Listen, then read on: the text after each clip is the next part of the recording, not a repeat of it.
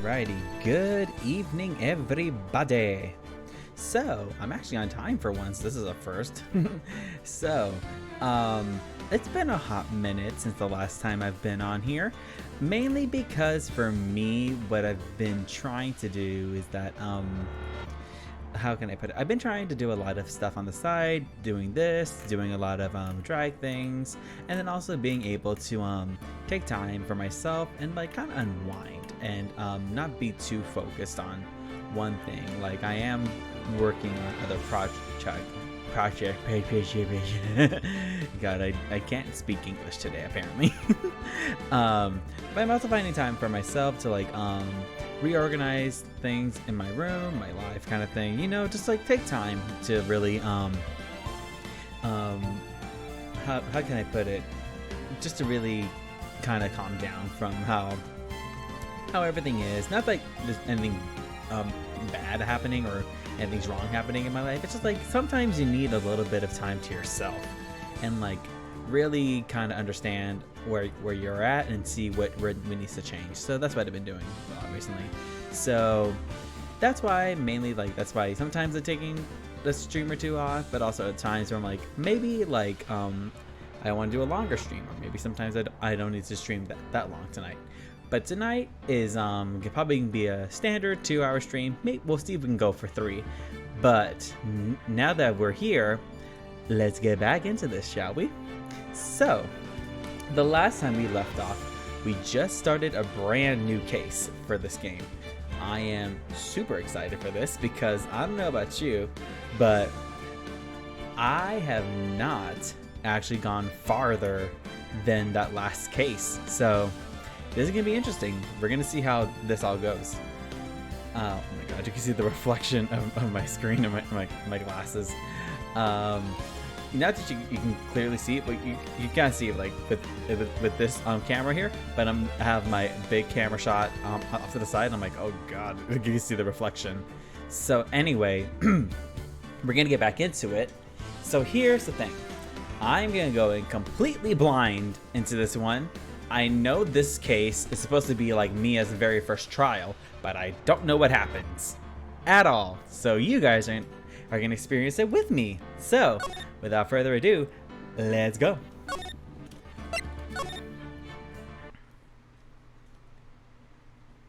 The girl, let her go.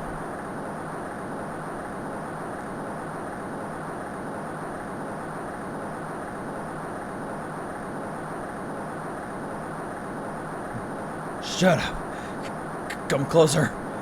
I'll kill her. Sorry, but you're not going to get the chance.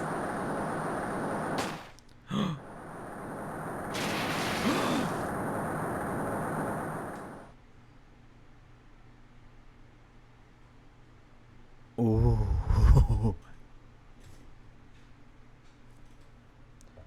I'm reading through the file of an old court case. It was the first case of my longtime mentor, Mia Fey.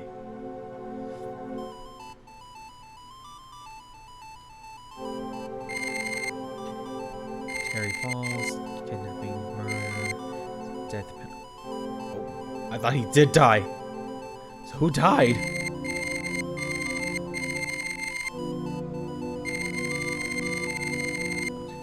Okay.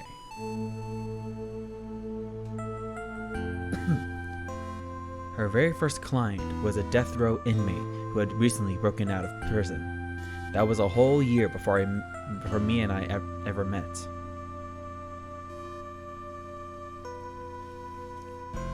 Six years earlier, Mia Fey, first trial.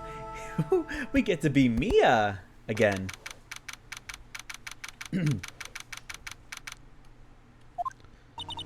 I'm so nervous. I feel like I'm going to die. I never should have accepted this case. Oh yeah, that's actually kind of big. Granted, Phoenix did do this similarly in the first game, where he did take a murder trial for his first case, and obviously like he was inclined to do it because he wanted to help Larry. But at the same time, it's like Are you sure you didn't want to take like an easier case, not a murder trial, where literally like your friend like is gonna be like possibly put on death row? And Mia is brave for doing this too. Well, obviously, like she probably let him take this case. Let him take that case because she had a similar experience like this one, and maybe she like believed maybe he can do better than me, kind of thing.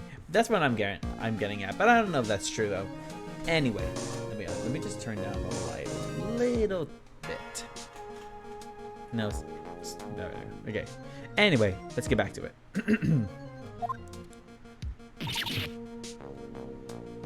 What happened to his face? Did it get cut through barbed wire or something? Like, what happened? Good morning. Don't be so jumpy, Mia.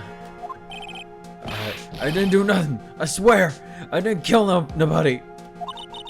Terry Falls, my first client. Sentenced to death 5 years ago. And now, a prison escapee. Just relax, Mia. Make small talk and try to relax him. So why did you escape anyway? Why would you ask that as the first question? Why would you ask, like, oh, why did you escape prison? I don't know, maybe because he wanted to get out? There's a simple, cut and dry answer right there. I don't know what else to tell you. It's so simple. Why do you think he tried to escape? He wanted to get out. Okay. I'm sorry. Is he not breaking his teeth doing that? I didn't do nothing. I didn't kill nobody. I never lie. I didn't escape from nowhere. But Mr. Falls, the police just recaptured you 2 days ago. Let me, that was not Mia's voice. But Mr. Falls, the police just recaptured you 2 days ago. Sorry, I told a little lie. Oh, now I feel sad for him. Oh boy. But anyway, I didn't do it. I never killed nobody. Sorry for asking, but you're on death row, right? I'm really sorry. They sentenced me to die 5 years ago, but I was strict, I tell you. That woman, she lied in her testimony. That's why I got the death penalty. I swear it, I didn't kill her. I could never do that. 2 days ago, he escaped from the police wagon when it crashed. Oh, so that's how he's... I thought he just like maybe like he jumped over the barbed wire fence or something. I don't know. Then about 8 hours later, a policewoman was murdered before the police could recapture him. The police believe that Terry Falls did it. After you escaped, did you meet a policewoman? Yeah, I did. She's the reason I escaped. So that much is true. He did meet with the victim. But I didn't kill her! She was alive when I left. She was alive! It's true! I can trust him, right? I mean, I should. Is this ghost work? Oh! Oh! Is this what Godot looked like before? Huh. You know, he's not that bad looking now that I think about it. What's his name? Is this that Fernando guy that Manfred was talking about a couple months ago? I feel like it is. Anyway, he's not bad looking if you ask me. You're not going to go... Let me, like... Okay, so if he's down here, I'm going to put him right here. I'm going to put him right here. You're not going to figure out the truth by just staring at the guy. Why are you here? Why are you here? There you go, that's Mia. I came to see how our little kitten was doing all alone in the big scary lion's den. I thought maybe you'd like someone to play with. Oh god, I'm simping hard. Frick, he's so hot! Okay, no. We gotta pull it together, keep it together. We're not gonna get thirsty on today's stream. We're not getting thirsty on today's stream. Let's keep going. I thought maybe you like someone to play with. Where is Mr. Grossberg? That old man is probably still in bed. I bet he's clutching an empty bottle and mumbling in his sleep. I was he's clutching his pearls.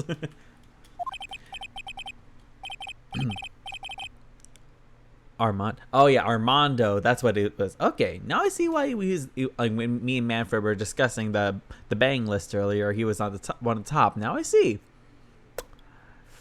I still think Edgeworth is number 1 though, in my personal opinion. Armando's like second now, but Edgeworth is now still the top of my list when it comes to the bang list. I'm just being honest with everybody. Aren't I good enough? After all, it's me, Diego Armando. No, it's me, Diego Armando. There you go. I didn't say. So, Diego Armando, the finest attorney at Grossberg Law Offices, is here for me? No. You've got it all wrong. Today, you're the finest. After all, it took an amazing amount of guts to take this case. Imagine, an escaped death row convict for a first client. Yeah, thanks. I sure wish I could get out of it though. Relax. I just heard some good news. The prosecutor for today is fresh out of his diapers as well. Okay. What is up with the legal system in this game? Because literally, why is everyone a rookie when it comes to a murder case? What's going on here? I don't get it. Really? However, unlike a certain somebody who I won't mention, he's earned the reputation as a genius since beginning his law career. Genius? Well, it's about time to head in, kitten. He's making this so hard to not make a thirsty stream. Sharpen those claws of yours. It's go time.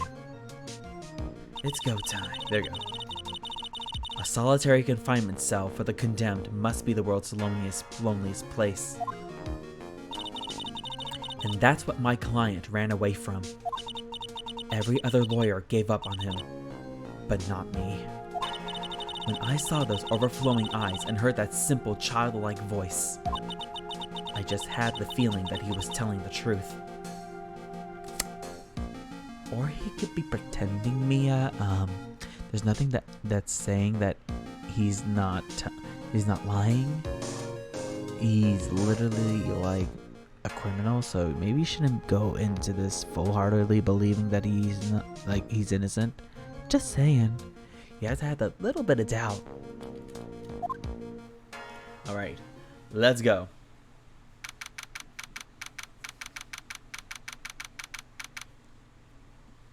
Okay. Ooh.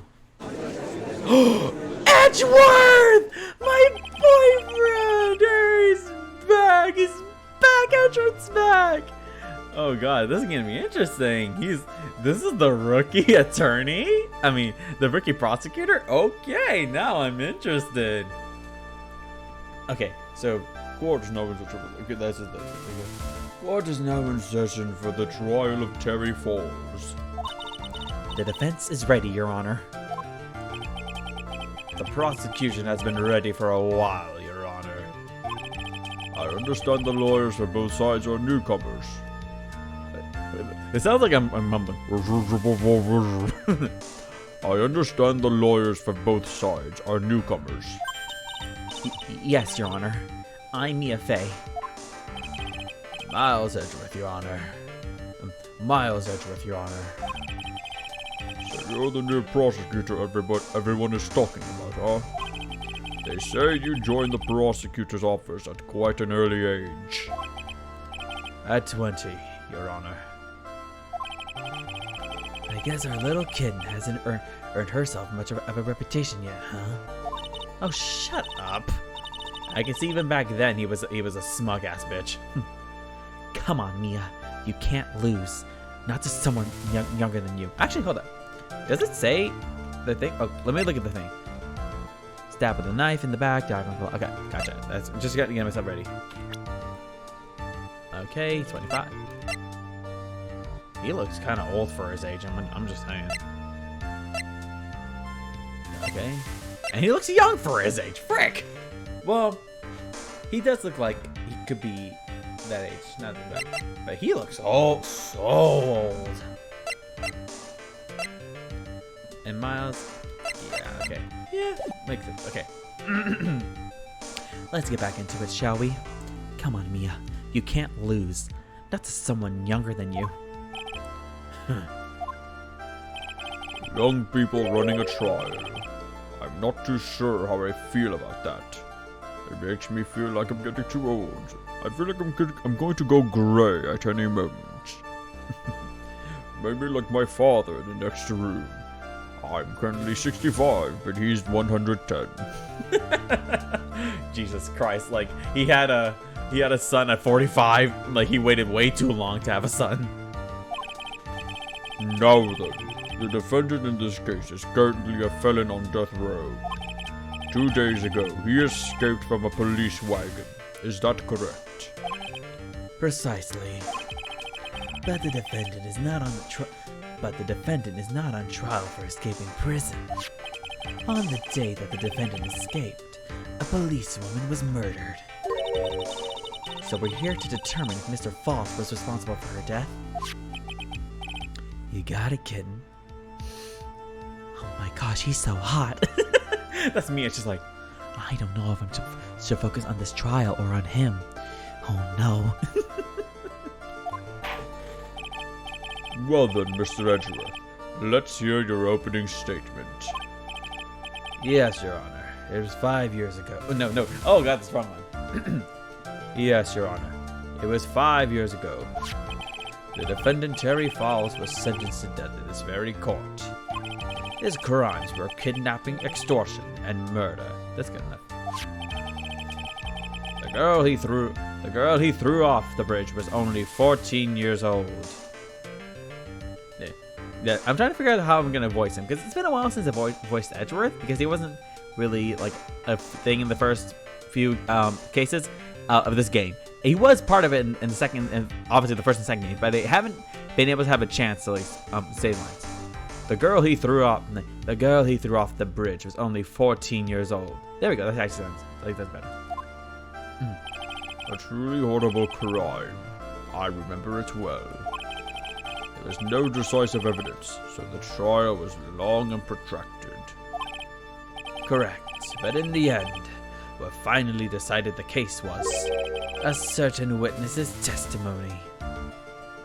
I mean, obviously, like they drew his hair a bit different and his eyes different to show that he's still younger. But holy crap, like he looks so different. A witness's testimony. There you go. The testimony of Detective Valerie Hawthorne, the person who confronted this criminal. She arrested Mr. Falls at the scene and later testified against him. She said she witnessed Mr. Falls throw his young victim into the river.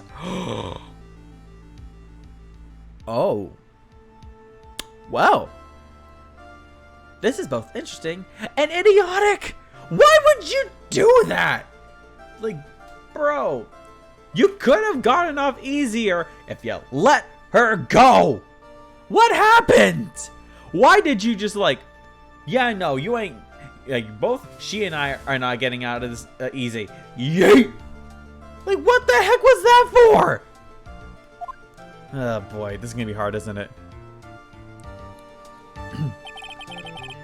For those who are not aware, Eagle River is well known for its powerful current.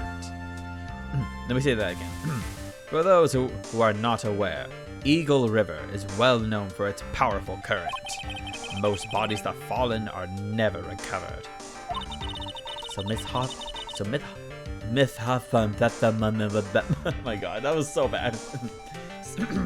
So, Miss Hawthorne's testimony was the one that put him away. That police woman you just mentioned, that wouldn't be... Exactly. The victim. The same woman that was killed 2 days ago.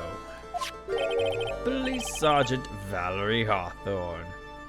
You smug son of a bitch. Why is the prosecution always so smug and thinking they're all high and mighty? I mean, obviously that's their kind of thing, where they believe like they're the ones that decide the fate and everything, but still, like, calm down. Oh, I see. The man who was sentenced to death based on her testimony escaped 2 days ago, with only one thing on his mind: to take revenge against the woman who convicted him.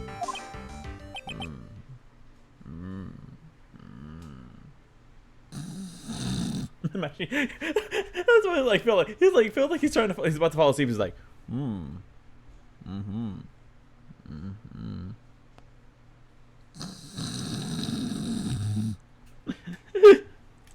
I feel like that's what's gonna happen.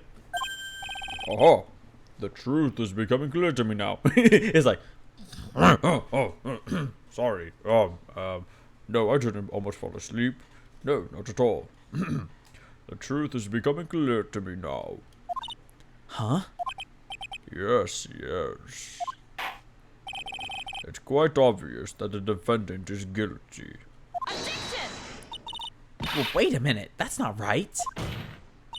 At least hear the case before you decide on the outcome, Your Honor. Exactly. I'm like, bro, what the frick? Why are you calling it right here? We only been in this room for like 10 minutes. What happened? Watch yourself, Miss Faye. I'm not sure I care for your word choice or your tone of voice. Oh, Young people these days simply don't know how to respect their elder. No, sorry. There we go. Young people these days simply don't know how to respect their elders. Why you're even younger than me, you hypocrite. Now then, Mr. Edgeworth, please call your first witness. I call the detective who was in charge of the initial investigation of this case. Who is it? It's Gumshoe! Why am I surprised? Witness, state your name and occupation. Gumshoe, Dick Gumshoe. I'm the homicide detective in charge of the case, sir. I finally got promoted to the detective division half a year ago. Oh, so he was a rookie. It's like, but like, how about it make it sound younger? I finally got promoted to the detective division half a year ago. That's like it's like more high pitched to make a younger Gumshoe. I finally got promoted to the detective division half a year ago. I don't believe anyone asked you about that. So shut up next time, please. Thank you. Hey, ma'am, you got any idea how much work it takes? 'Cause I don't. What is it? You're really gorgeous. Oh no! Dick, calm down. Okay. How old is he? How old is he at this time? Okay. You'll get away with this for now. For now. But I'm warning you. You can't go any further than this, my guy. I'm sorry. You're really gorgeous. Excuse me? No, seriously. My heart. It's aching. Oh, no! Gumshoe, what the frick? Calm down. You are on the witness stand. Calm down. And keep it in your pants. Like, I know your name's Dick, but calm down. Jesus. No, seriously, my heart. It's aching for you. My achy breaky heart. Detective, pull yourself together and try to be professional. Thank you. Someone has reason in this courtroom. Otherwise, I'll write you up on contempt so quick that something other than your heart will ache. He got him there. He got him there, that's for sure. I'll write you up on contempt so quick that something other than your heart will ache. Okay, I got it. Now, detective, tell us about the incident. Yes, sir, right away.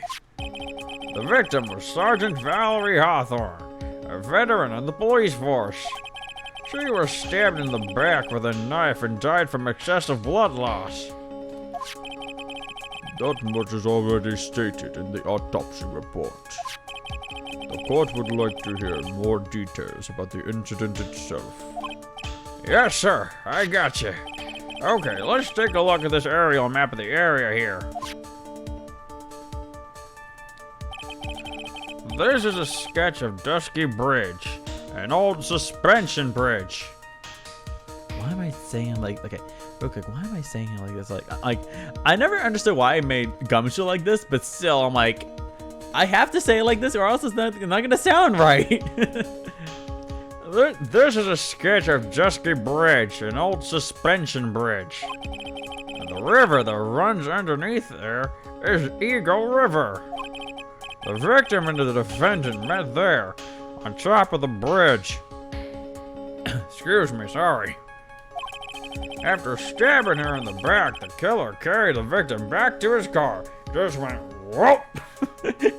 Real quick, it's like Just went zip right back over here and just dumped her ass in the car and he ran away. He was recaptured at a police checkpoint as he was trying to make his getaway, sir. I see. Dusky Bridge map added to the court record. Was the victim's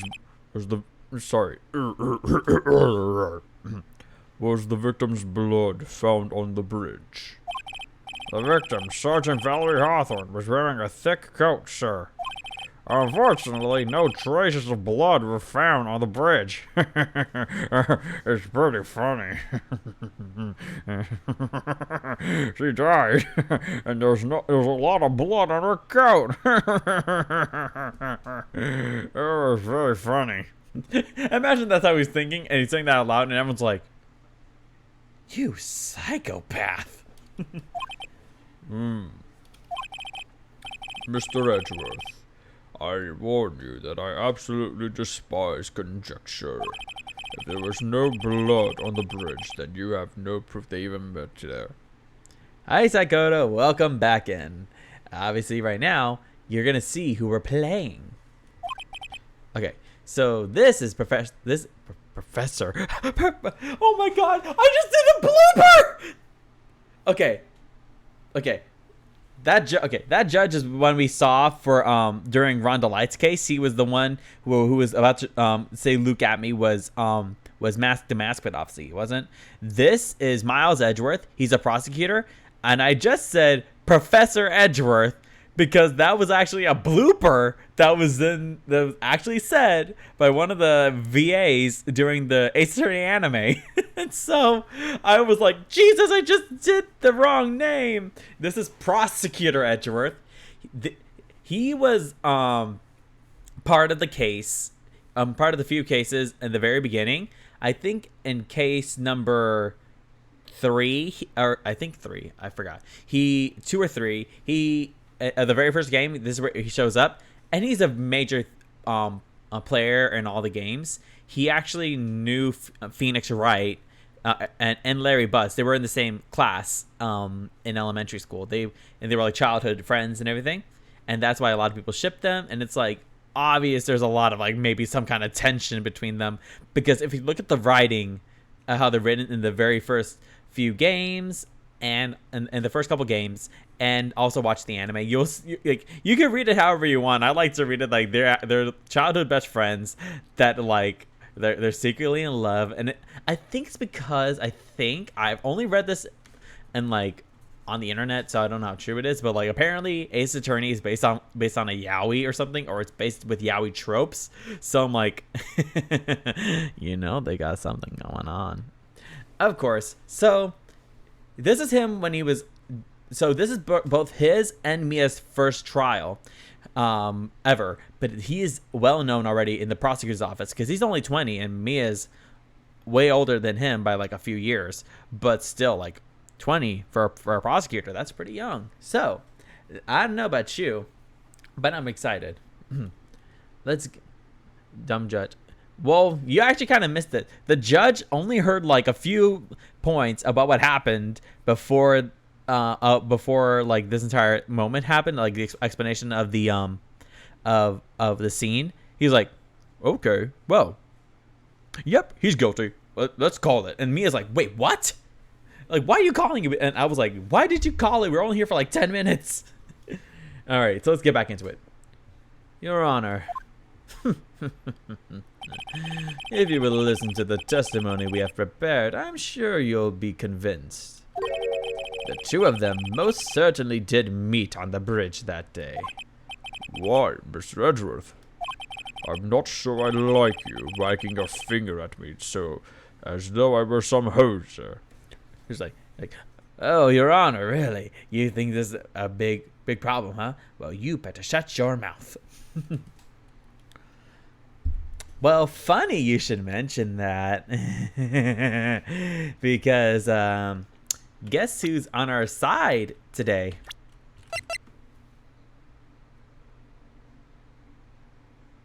Who does that look like? I don't know about you, but yeah, he's kind of, he says a hotshot lawyer. Well, he's kind of hot. Frick. Yep. If you remember a couple months ago when that one person who me and him had Manfred von Karma, we had that little back and forth where we were like, no, Edgeworth is hot, and we had that Wolverine. He kind of does look like the Wolverine a little bit, just a bit. He looked like, a bit like Hugh Jackman. But we had the thing, he was on the bang list. This is Armando. Yeah, he was. I'm like, I will say Edgeworth. You have to play the first couple games and watch the anime to understand why Edgeworth is he's obviously the main guy who, like I said, is based on yaoi tropes. But oh yeah, he was already drinking a cup of coffee immediately at the side of us when we first saw like first side shot. Like, you know, when like your mentor or your partner's on the side, he was already had a cup of coffee in his hand. I'm like, yep, it started. How he's not dead 6 years later, I don't know.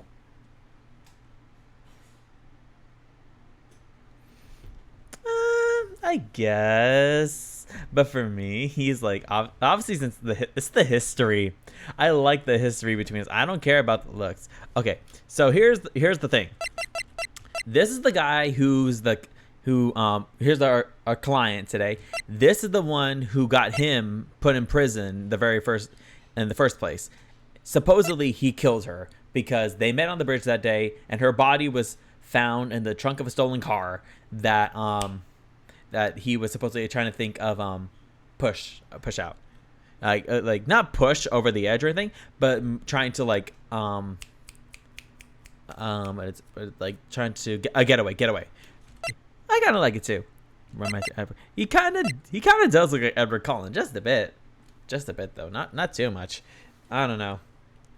I like to say that he got those scars. He was getting out of the barbed wire as he escaped. Oh yeah, he also escaped a prison wagon, but that's because it crashed. But no, like I kind of like Mia's like, I heard in his voice that I knew he was innocent. I'm like, no wonder you pop. Like, I think she lost this case when we were doing the flashback case in the very first one, where you find out how Phoenix became a lawyer and everything. I'm like, didn't she lose this case? And I watched that and I'm like, makes sense. She really trusted her client way too much. Anyway, we got to get back into it. Oh yeah, look who's here.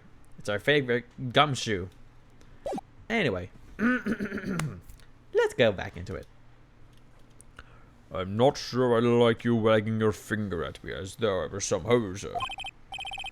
Detective, proceed with your testimony. Yes, sir. Here we go, Mia. Hang on. Okay, now. Okay. You're the only familiar person.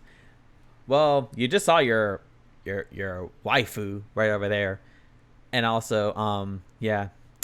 Notice right here.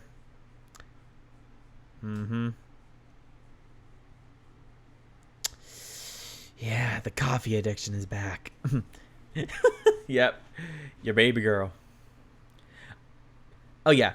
That's his pet name for Mia. Cause like it's like a little kitten doing is like a little kitten with like you have to like sharpen your claws, blah blah blah kind of thing, that kind of thing. She's got to like sharpen like her skills kind of thing. Cause she's a newbie at this, just like Edgeworth is. So yeah. And also, I have to change his voice because, like, this is not Godot. This is Armando. So while Godot's down here, I'm really kind of condescending like this. Okay, I decided to put Armando up here. Yeah, that's my thing, too. I'm only tolerating him because he's fine. That's it. That's the only reason why I'm tolerating him. But right now, while Godot is down here and a bit more gritty, I've decided to bring Armando up to here. A bit more normal, if you think about it. But still a bit smug as hell. So, let's get into it, shall we? Yeah, Lego! One little mistake, and this guy will drink you for morning tea. Trust me and get ready. Trust me and get ready. Maybe he's not having a coffee addiction, it's tea addiction right in this time. And then he switched to coffee when he became a prosecutor. On the day of the incident, an unknown person phoned the sergeant and asked to meet. Sergeant Hawthorne went to Dusky Bridge Sergeant Hawthorne went to Dusky Bridge at the designated time and met with Mr. Falls. And that's where she was brutally murdered, sir. The criminal stuffed her body into his car trunk and tried to make a getaway. Mr. Falls was arrested at a police checkpoint we set up at the base of the mountain. Well, you certainly have established the importance of the bridge. Naturally. Now, would the defense please hurry up and proceed with the cross-examination? Imagine he's annoyed, Now, would the defense please hurry up with the proceed with the cross-examination? I don't know. I have coffee. I have a coffee date later tonight. Today. I'm sorry, not tonight. I have to go to bed. I have somewhere to be. I have a date tonight. This is Mia's. This is the year before Phoenix and Mia met. That's the one thing. This is the first trial, and she did the second trial, which of her career with Phoenix. That was the year later. This is before they ever met. This is 6 years prior to prior to the present, and a year before they met. A year before they ever met entirely. Well, he's not Godot yet. Like the Armando blend. Okay, so Lego. Sorry. Now let's go. Yes, Your Honor. Cross-examination coming right up. Hey, settle down there, kitten.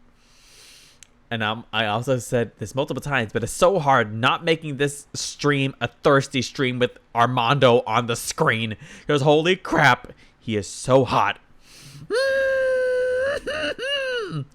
Help me, he's too hot. Like his coffee. Oh, God, help me. I wonder what made him that way, too. I seriously wonder, but I don't know. It's kind of hard to tell. Anyway, so let's get back into it. If you keep trembling like that, you're gonna make me spill my coffee. I'm not trembling. It's just cold in here. Oh yeah. She even asked where Grossberg was, and he's like, oh yeah, he's probably still asleep. I'm like, really? her mentor wouldn't show up for this one because he's asleep. Really? You would think he would be here, but nope. Mr. Hemorrhoids is still in bed going.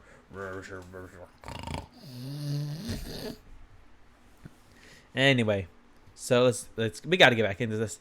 But holy crap, he's making this game so hard to focus because he's too hot. Frick! Imagine sleeping. I can only imagine.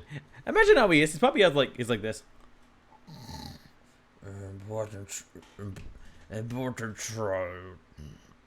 5 more minutes.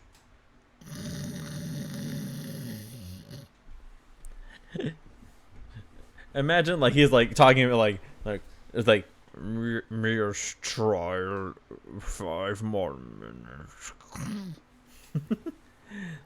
Also, imagine she's like this like this is her point of view with the I'm not shaking. No, I'm not. I'm not shaking at all. He's just like, help me, please.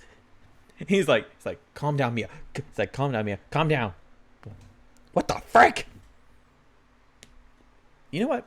I'm just gonna. He like puts a hand on her, like, now, we're gonna do this trial. And would you please stop shaking? Anyway, let's go back into it. The courtroom can be a cold battlefield, alright? Especially for a beginner. I don't need you to worry about me. I mean, the defendant, the witness, everyone here is a beginner in here. You got me there. But maybe you should keep your claws out and show them what you've got, kitten. It's okay, Mia. Stay calm. Just remember those court procedure videos you stayed up all last night watch. So, she's hoping it's gonna go like a video or like those textbook cases. Well, she's gonna be in for a surprise, all right. Okay. So I guess we gotta press everything. Well, first let me go back through the testimony first.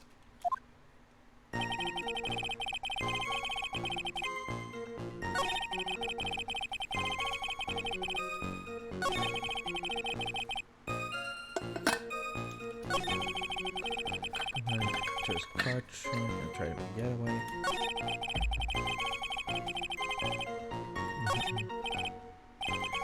Yeah, yeah, definitely. But I feel like right now, I think like if I'm about to, I only do that when I'm gonna do something important. Listen up, kitten. There's a big trap waiting for you in that testimony. A trap? Walk into it carelessly, and it'll leave more than a flesh wound. Fun, huh? No, it's not. Well, if you want to have any chance at all, you'd better get some more information.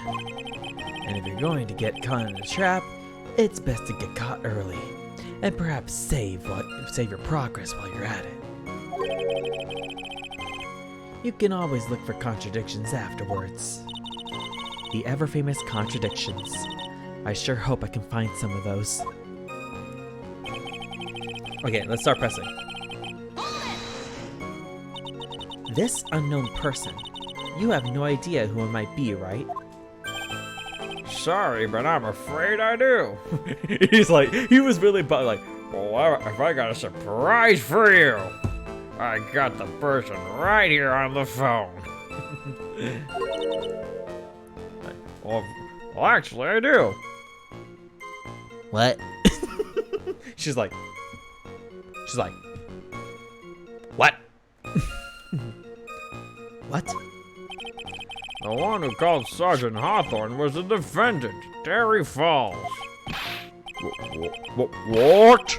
The defendant called her. Sergeant Hawthorne was a very thorough person, sir. She left a note about her phone call with Mr. Falls. A note?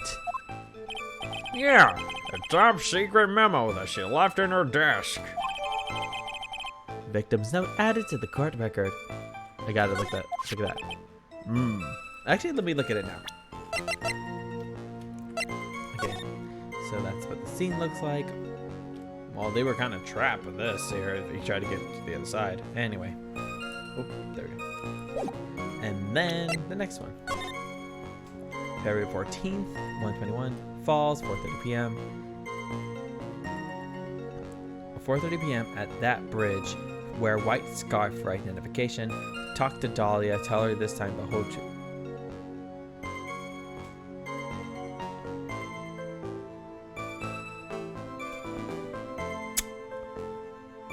Is it the same Dahlia that dated Phoenix? Is that where we're going with this? What's wrong with this child? What is...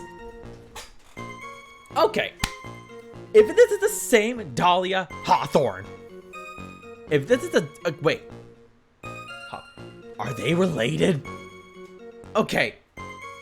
If this is the same Dahlia that dated Phoenix Wright, what's wrong with this child? What is wrong with her life? She's just as bad as Maya. She has bad luck galore. It's just like, I'm gonna go here. Oh no, I'm being kidnapped. I'm gonna date this boy and I'm gonna kill him. I'm gonna poison this man. Like, what happened? What's wrong with this family? What's wrong with the Hawthorns? I don't know what the hell's going on with them. Okay, talk to Dahlia. Oh God. Like, really? Oh God, what's wrong with this family? I don't know anymore. According to this note, it seems the one who called her to the bridge was indeed the defendant, Terry Falls. Whose bright idea was it to keep that note from me? Like, everyone's like, we all were, yeah, we want you to fail. Like, even you, Armando? Sorry, kitten, but you gotta learn the hard way how to play the game. Huh. Looks like the judge is even more sure of his verdict now. I mean, yeah, and they did have that. Yeah, I know that too. They did. I didn't know they met before, but I'm like, really? She was part of this too. I understand. Like, I remember that too, but really, why? Why is she part of this? Can't this girl just fade away from our existence forever, please? I don't want to have to ever deal with Miss Hawthorne ever again. Both, what was the victim's name? Both Dahlia and Valerie. I don't want anything to do with the Hawthorns anymore. No more Hawthorns are gonna be a part of this game. I swear to God, they're not gonna be a part of this again. I believe she will. I fully believe that Dahlia is gonna be a part of this somehow. Listen up. Never ask a question if you don't already know the answer. It's that detective's fault. He's the one that said unknown person. Hey now, don't make that face at me. I just said it that way because the prosecutor told. Oh, okay. So we're having coercion now. And we're having this kind of thing happen in the middle of my important trial. Both of our important trials. And we want to forge a testimony. I see how it is. I see how it's going out here. Edgeworth! Okay. We'll see how it is. Yep, you remember correctly. But still, can they... Coercion. Let me pull up the official definition. Coercion. Coercion. Okay. The practice of persuading someone to do something by you. Okay, here. Sorry. Coercion. Coercion. It's replace the second spelling. Replace the S with a C. That's coercion. There you go. The practice of persuading someone to do something by using force or threats. That's coercion. So like, oh, so we're forcing people to give false testimony now, aren't we? I see how it is, Prosecutor Edgeworth. I see how it is, you son of a bitch. Oh yeah, I had to take my glasses off because it was that serious. I just said it. I just said it that way because the prosecutor told me to. Okay. Well. Not a Z and S. I mean a C. A C. Not a Z, a C. C. C. C as in Charlie. So, let's get back into it. Was that a trap? With that cute face, I didn't. With that cute face, I didn't expect him to be so sneaky. My God, Mia! For God's sake, why are you saying this about him? Okay, I know, cute face. Why are you saying this, Mia? He's literally a child compared to you. Granted, he's only 20. You're like in your mid to late 20s, and he's 20 himself. But still, I got my eye on you, Miss Faye. Huh. Exactly.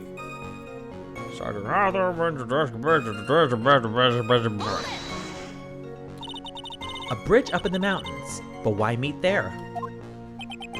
Because it is a very important place to the defendant, that's why. What do you mean by that? If you remember, 5 years ago, the defendant kidnapped a young girl.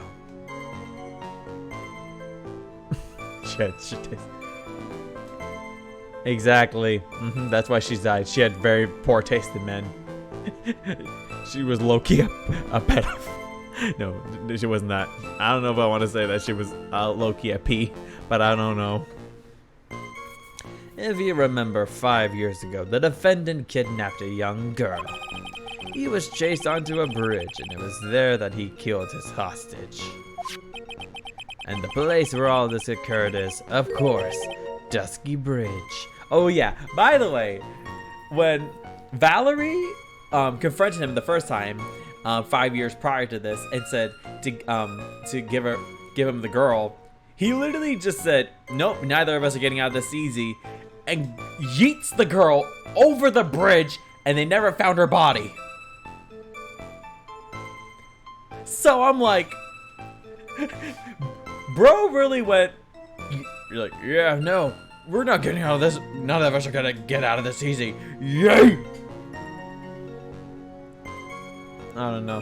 And I was like, bro, you literally could have gotten out of this so much easier if you just handed the girl over. You could have gotten a lighter sentence.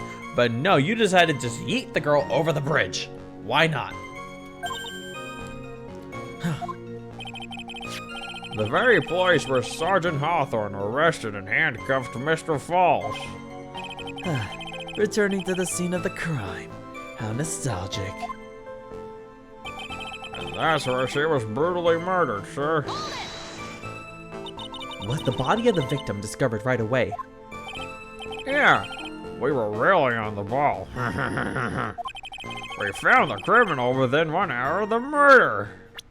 Actually, okay, diving block. Okay, makes sense. Between 4 and 5 p.m. Okay. It was great. It was great. I really had to throw in Tony the Tiger. We even got to say, don't move, we got you surrounded. Wait a second. Isn't there something weird about that? The location was a suspension bridge up in the mountains. So how did they find out about the crime so quickly? Sergeant Hawthorne must have mentioned the phone call to someone else, right?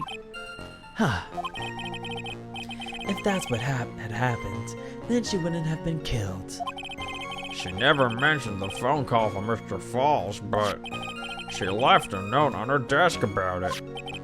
If only I had noticed it earlier, maybe she'd still be alive. I wonder why she didn't mention the phone call to anyone.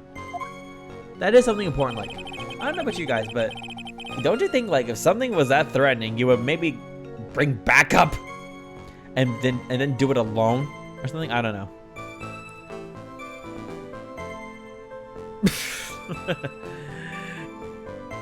Yeah, it sounds like you're gonna have a fun time tonight, buddy. Sounds like you're gonna have a lot of fun.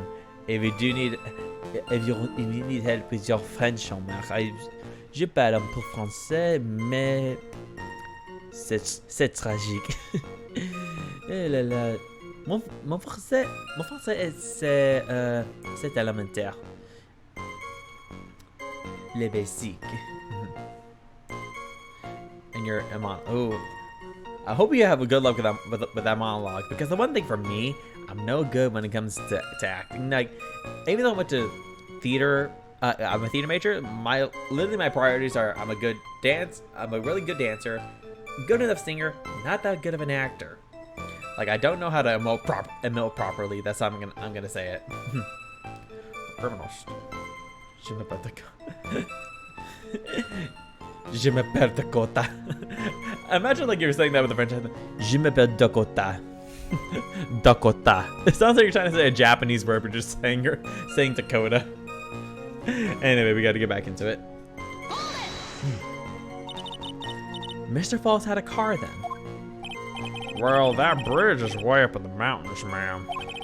The defendant and the victim both went up there by car. I mean, I was right.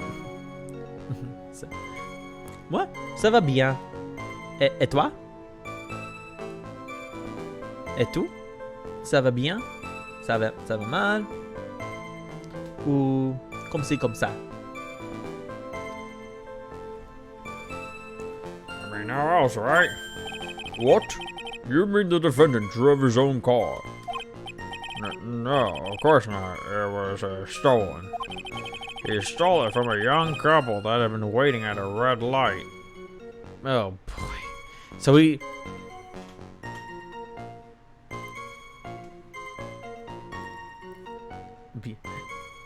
Oh, ça va bien. Bon, c'est bon. I don't know why I did French kiss. Chef's kiss. C'est bon. Another one. Ça va bien means obviously good. Ça va mal, like are you doing bad? Like are you feeling bad? And then comme ci comme ça is like so. That's a rough translation.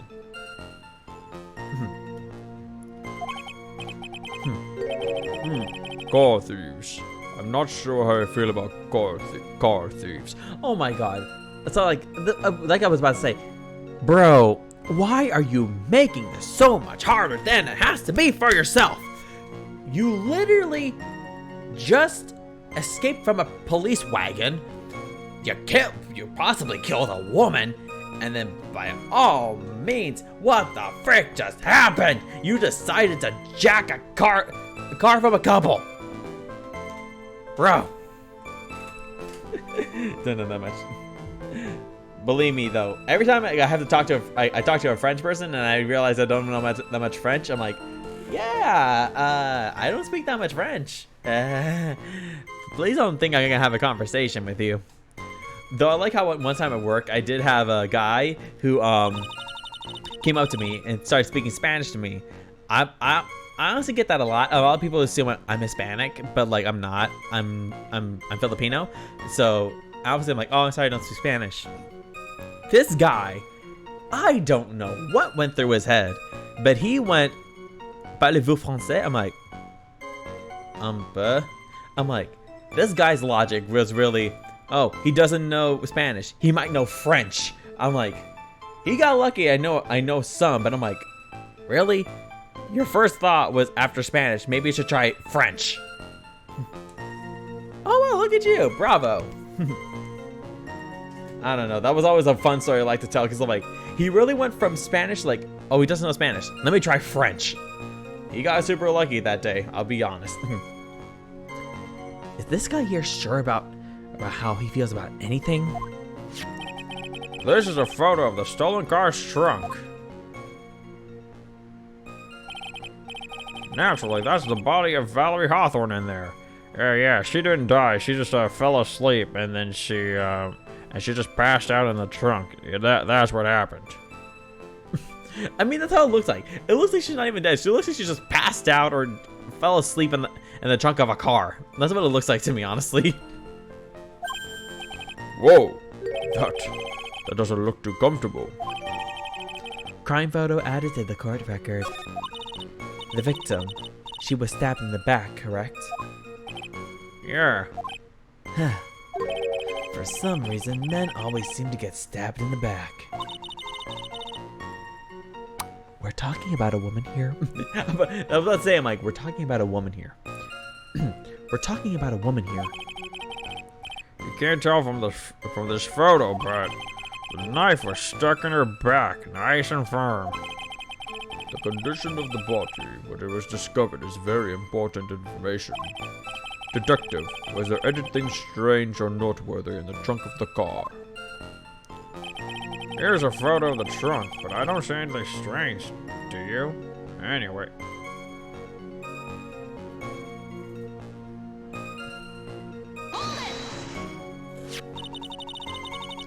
What did the defendant have to say? What did the defendant have to say about this photo?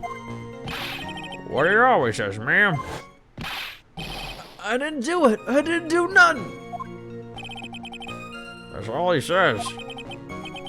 Nothing. I wouldn't say he didn't do. I wouldn't say he did nothing. At the very least, we know he stole the car. It's just what he always says, Your Honor. And then he always says, Sorry. I told a little lie. or something like that. Well, in any case, it seems he was caught and arrested. Precisely. Mr. Falls was arrested at a police checkpoint we set up at the base of the mountain. Let me see the photo again. Excuse me. Whew.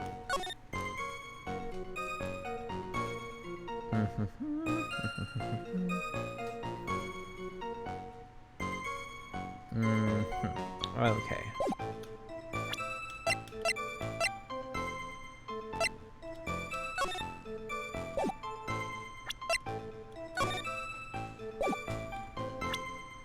Oh, I know what's wrong. I think I know exactly. But first, let me press for more information. We need all the information we can get. That certainly is some impressive. That certainly is some impressive police work. Well, no. Actually, it was way too close for comfort. We set up that checkpoint just after 5 p.m. We figured that Mr. Falls might just try to run. What do you mean it was too close for comfort? The two of them arranged to meet at 4:30 p.m.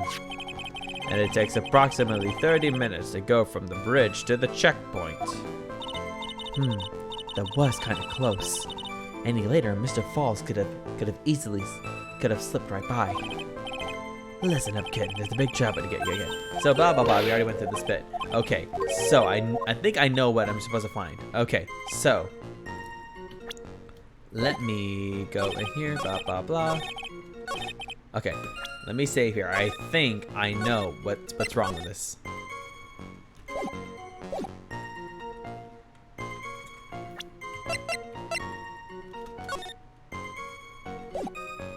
I think this is it. Objection! Knew it! Ha-ha! Witness!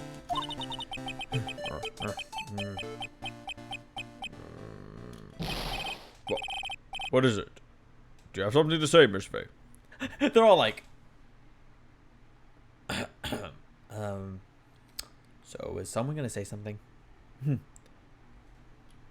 What is it? Do you have something to say, Miss Faye? I'm sorry. I totally forgot what I was going to say. This is the first time I've ever had to actually address someone like that. You should have practiced before coming to court. Honestly, Miss Faye, I'm not sure I like this. Say there, little kitten. Want a piece of my coffee, kid? Why is he obsessed with coffee? Bro, calm down with the coffee. You're gonna die from all the caffeine you're drinking, for God's sake. Candy? Well, you're still too young to be drinking real coffee. Oh, shut up, you. Come on, Mia. Shake it off. You're a lawyer. Detective, Yes, ma'am? this photo. You said that there was nothing peculiar about it. Is that correct? Yeah, that's what I said. Well then, I suggest you take another look at the note written by the victim. The note. It very clearly says, "Wear white scarf for identification." The caller must have forgotten. What the victim looked like. Thus, this special request. I have one very simple question for you, Detective. Where is the white scarf? I can't seem to find it in this photo. Well, to be honest, we didn't find it in the trunk, ma'am. And you stopped there? You should have looked for it. Hey! The caller told her. Not caller. The caller told her to wear it to identify herself. So I'd expect she did just that. Well, Mr. Edgeworth, what do you have to say about this? I see the defense is a little lacking. Huh? The scarf you are searching so desperately for? Is this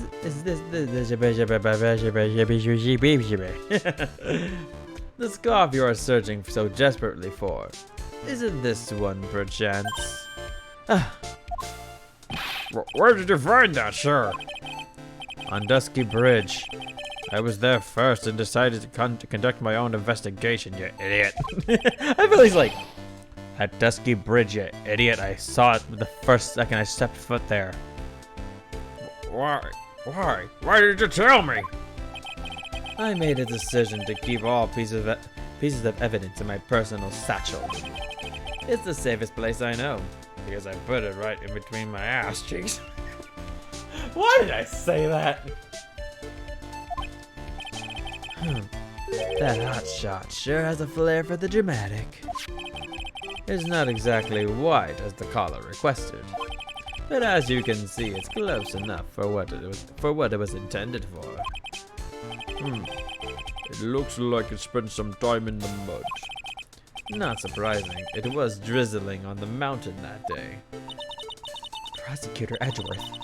He was intentionally hiding that scarf the whole time. The court will accept the scarf into evidence. Scarf added to the court record. Now, if the attorney for the defense is finished embarrassing herself, I'd like to move on with the testimony.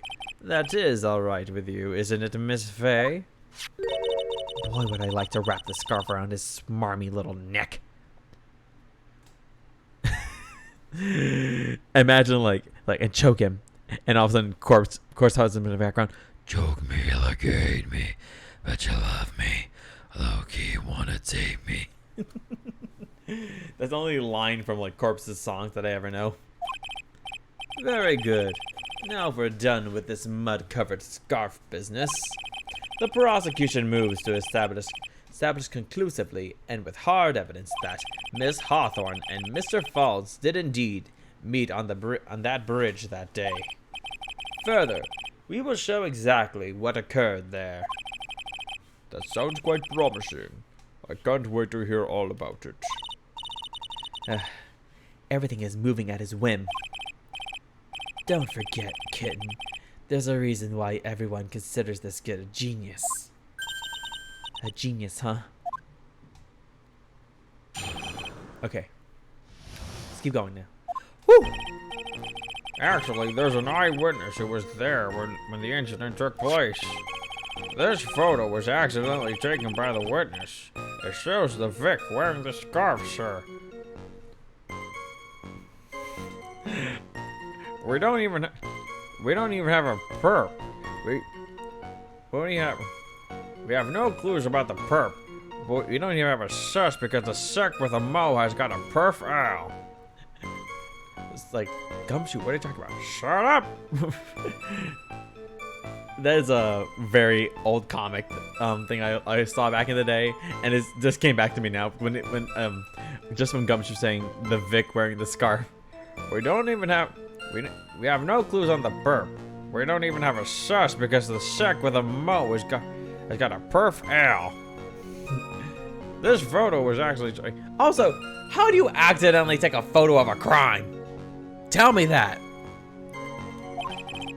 It was drizzling that day. Unfortunately, it's a little hard to see what's going on.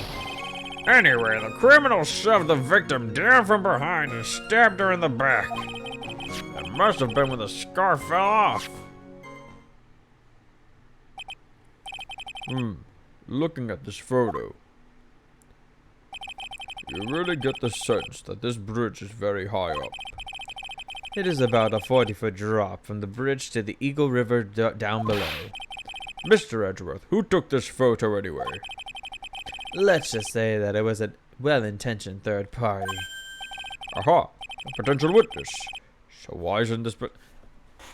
Good point. Where are they? Aha, a potential witness. So why isn't this person in the courtroom? Well, they said they absolutely do not want to testify. Oh, I see how it is. I see how it's working here. The person in question is very delicate, Your Honor. Besides, as long as we have this photo, we see no reason to compel them to testify. I'm not sure how I feel about that. Witness's photo added to the court record. So as you can see, Terry Falls had both the motive and the opportunity. I think it's quite clear at this point what happened on that bridge. I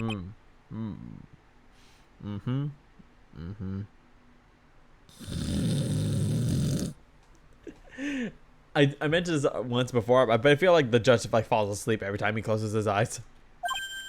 Oh, this is what he said before he said the guilty thing. aha, the truth is becoming clear to me now. Huh? Yes, it's quite obvious. He's clearly guilty. Not again. That's not fair. I haven't even done my cross-examination yet. Oh, shit. Forgot about that. Sorry. What do you mean? What do you mean? Oh shit. What do you mean? What do you mean? Oh shit. You forgot about that. Actually, there's an eyewitness who was there when the incident took place. Who is this eyewitness? She's a college...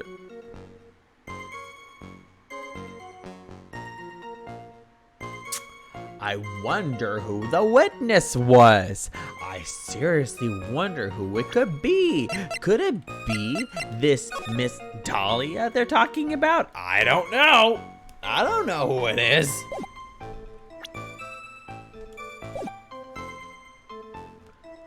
She's a college student. A female college student?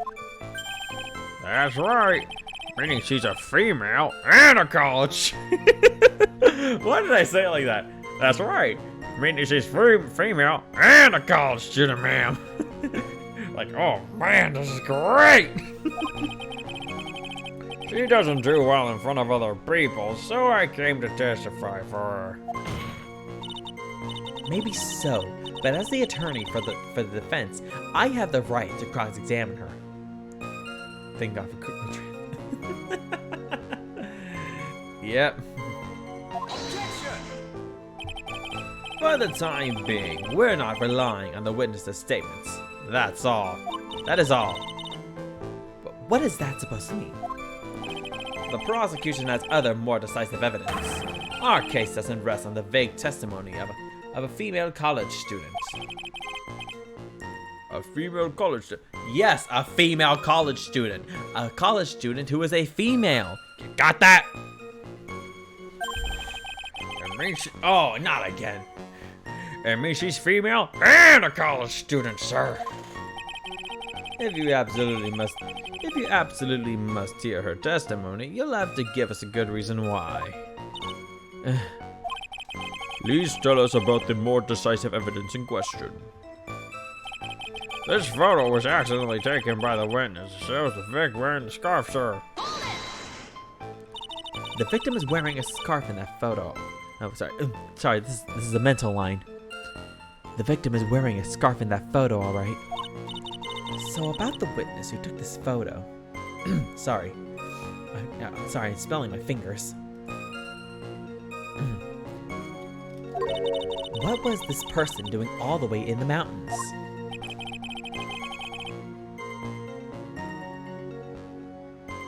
I think it would look pretty cool on you. Having Edgeworth's hair. Or which one are you referring to? She was taking photos of wildflowers, apparently. There are many unusual types of flora on that mountain, Miss Faye. People in the area say it's because of the spirits that live there. Spirits? Now that you mention it, this photo, this cloudy fog-like thing, is it a ghost? I don't believe it. There's a ghost! No, Your Honor, no, I don't think it's a ghost. It was drizzling that day, unfortunately. It's a little hard to see what's going on. Yeah, I think it would look pretty cool. Though, honestly, for me, I don't know, like, I don't like having my hair in the middle part, so I don't like that kind of look. This is me. I don't like my hair having a middle part. Drizzling, huh? That's right. There was a light rain coming down. The whole place was dreary.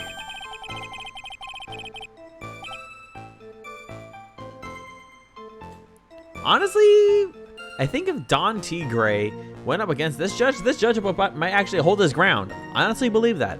Because this judge is like, well, okay, shit. That's how it is. Okay. Well, you're guilty. That's how it will be for him, honestly. But not as dreary as the... Oh, Gumshoe! What the frick? Where did this come from? Where's this gumshoe that we need nowadays? But not as dreary as the mood that's in this courtroom right now.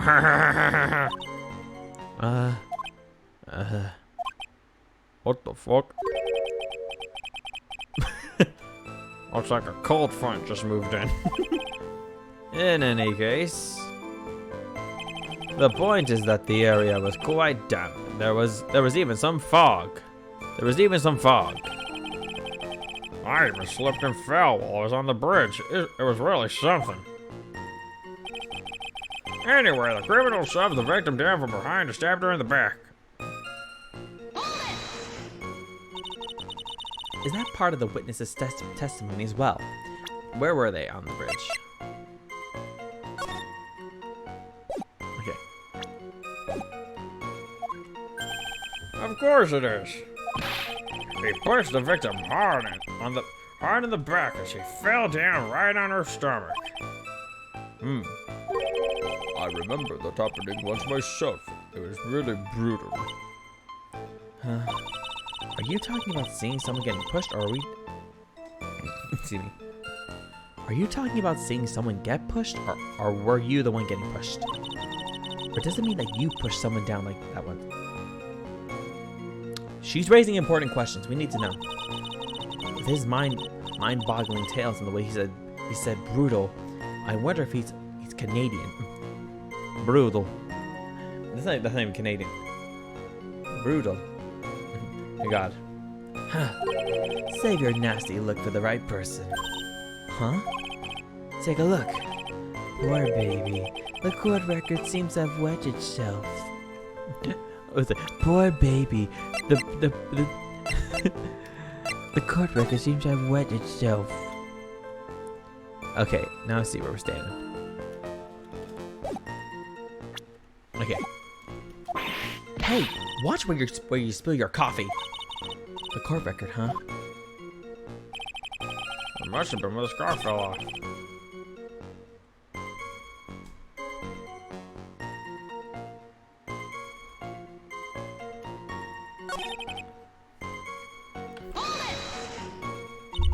So in other words, there was a struggle between the criminal and the victim, huh?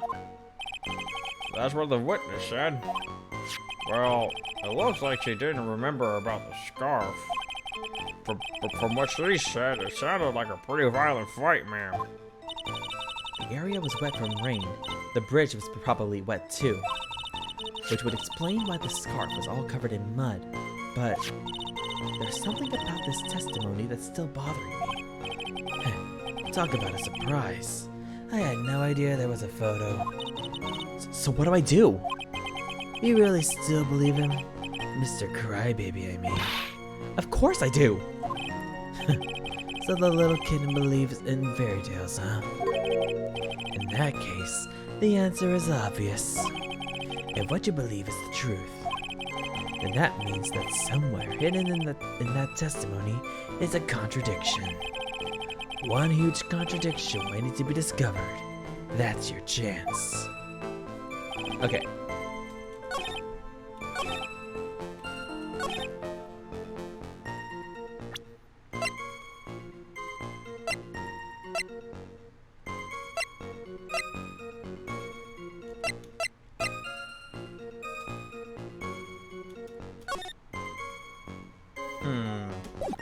I'm a little curious.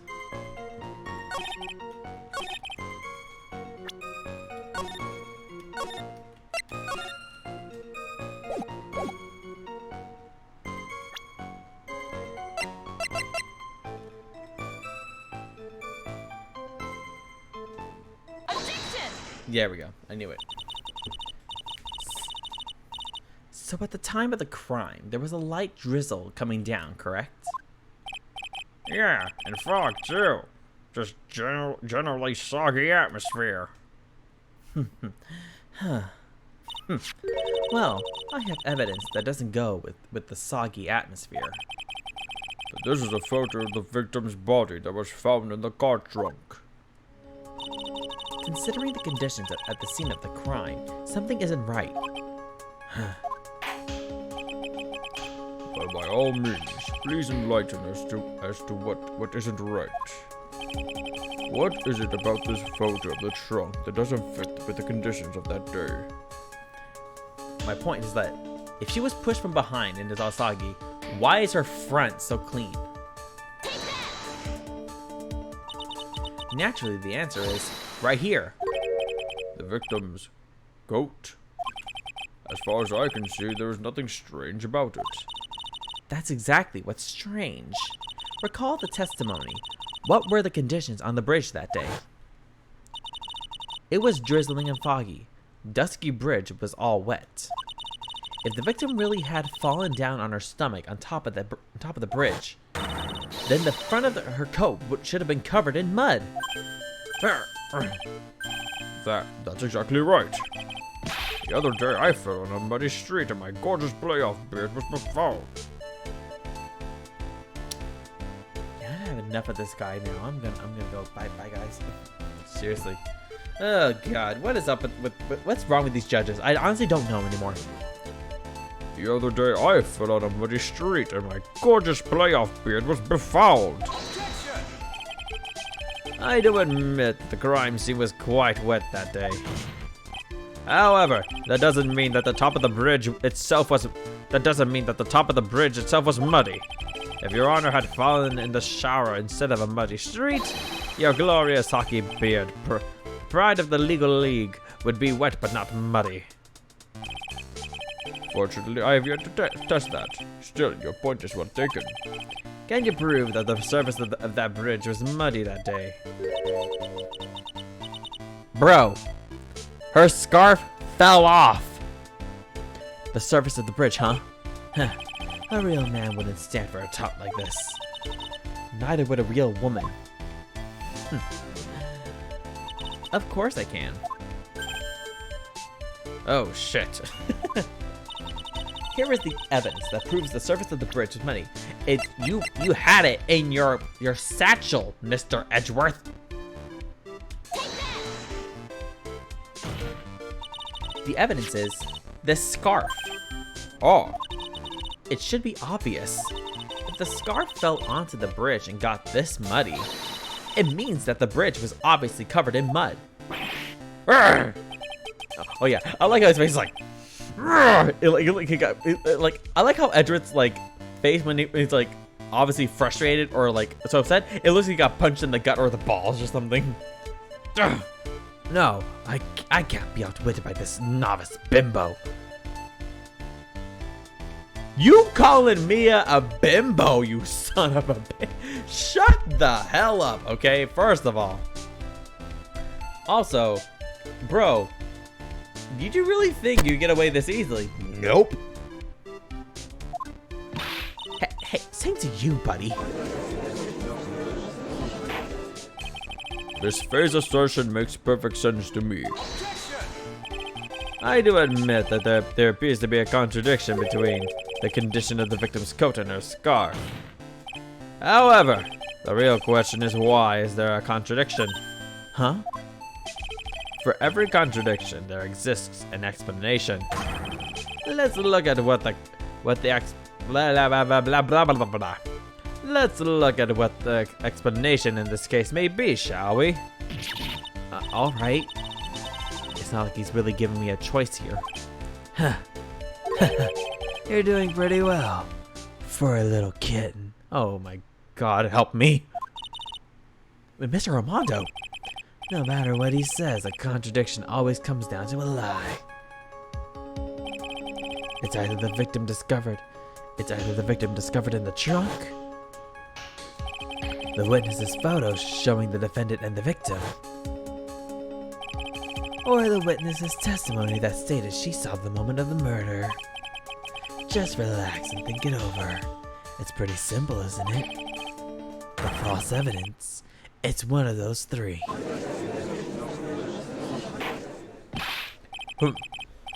What you said just now, I'm not sure I like that. That wasn't me, Your Honor. It was the I thought you were going to say coffee addict, but this works too. That wasn't me, Your Honor. It was the coffee aficionado over here that said it. This court is not in the habit of accepting false evidence, you know. Blame it on him, Your Honor. He's the one trying to slip false evidence into court. Huh. But we won't let him. We'll expose his evidence as the flimsy scam it really is. Yes. The false evidence in this case is the...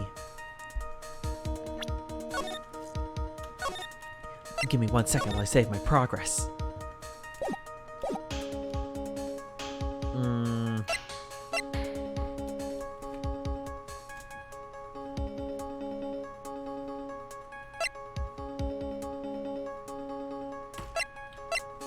The body in the trunk can't be fake. Is it the photo? Let's try the photo and then we'll do the testimony. I think it's a witness's testimony. Or is it the... God, I don't know. It's one of these two, because how do you fake a body in the trunk? Let's try the testimony first. It is a no-brainer. Obviously, it's the witness that's suspicious. During his earlier testimony, the detective pointed out a crucial fact. The criminal shoved the victim down from behind and stabbed her in the back. Now, is that testimony exactly what the witness claims to have seen?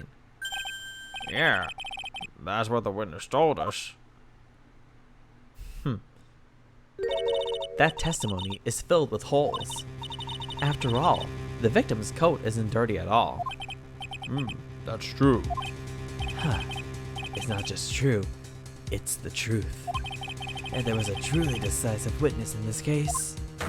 I'm certain that boy wonder over there would have called them in the first place. Your Honor, the defense requests to cross-examine the eyewitness. The testimony presented so far is not only vague, but contradictory as well. Well, Mr. Edgeworth, it appears that we'll need to hear from your mystery witness after all. You should brace yourself. Maybe, you never know. For all we know, she may not even be dead. She could be fast asleep, like a little baby. You should brace yourself for the brutal truth. Huh? Your Honor, the prosecution has no intention of hiding the witness from the court. We are prepared to present our witness at any time. I seriously think it's her, too. I think it's her. Very well. Please bring forth your witness at this time. What Mr. Edgeworth said kind of worries me. What does he mean by the brutal truth?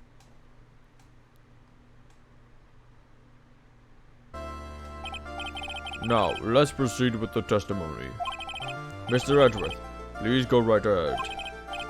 Thank you, Your Honor. The prosecution summons the woman who saw the events that day with her very own eyes. This is it, Mia. The battle begins here.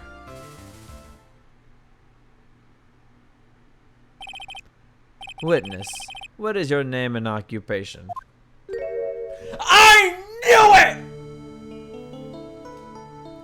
It's you, you little bitch. I knew it.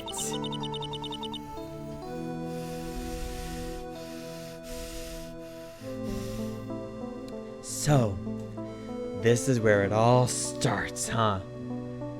Everyone is so silent that I can hear their parts going pitter-patter.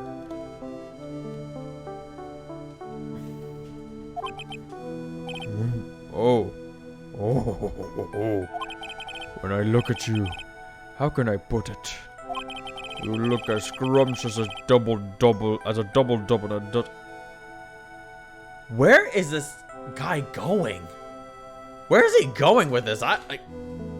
You look as scrumptious as a double-double and a dozen donut. Bro, are you hungry? Do you want me to get some food for you? For God's sake, what the hell is going on here? Our hearts are enraged, for God's sake. Why is she here? You look as scrumptious as a double-double and a dozen donut holes. I feel like I want to hurry up and hand down a verdict just to have a...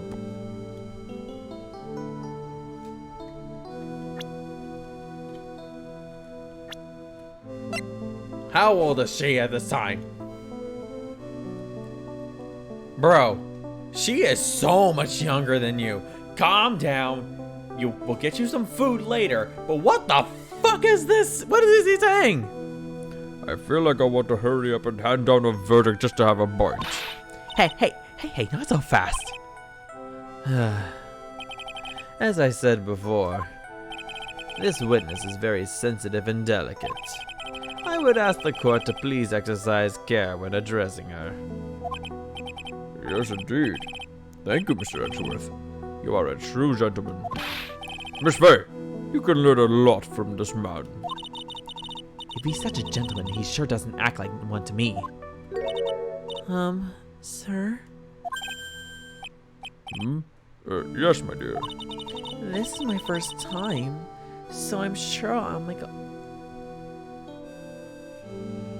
I wanted to make a dirty joke, but I am not going to do it on stream right now. I'm not going to do this right now. She is a manipulative bitch. She is, definitely. This is my first time, so I'm sure I'll make a lot of mistakes. Anyway, I just wanted to say I'm sorry for all the trouble I might cause. Not at all. It's no trouble at all. Now then, may we please have your name and occupation? My name is, Melissa Foster.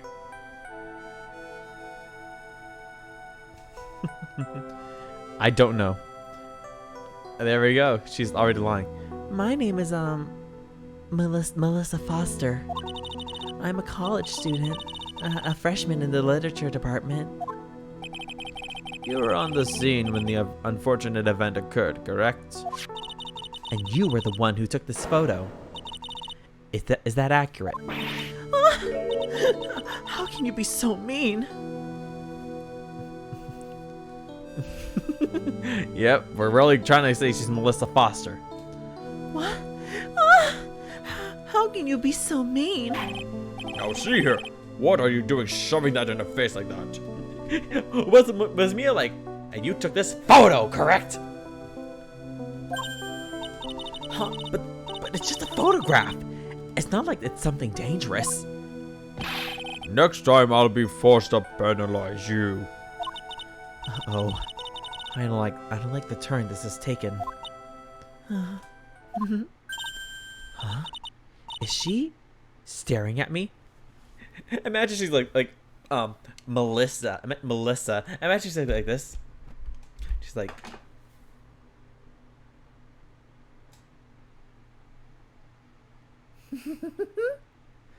And Mia's like, is she staring at me? Yep, this is the highlight of my week as well. What the frick is going on here? And you would be? Huh? I'm the defense attorney.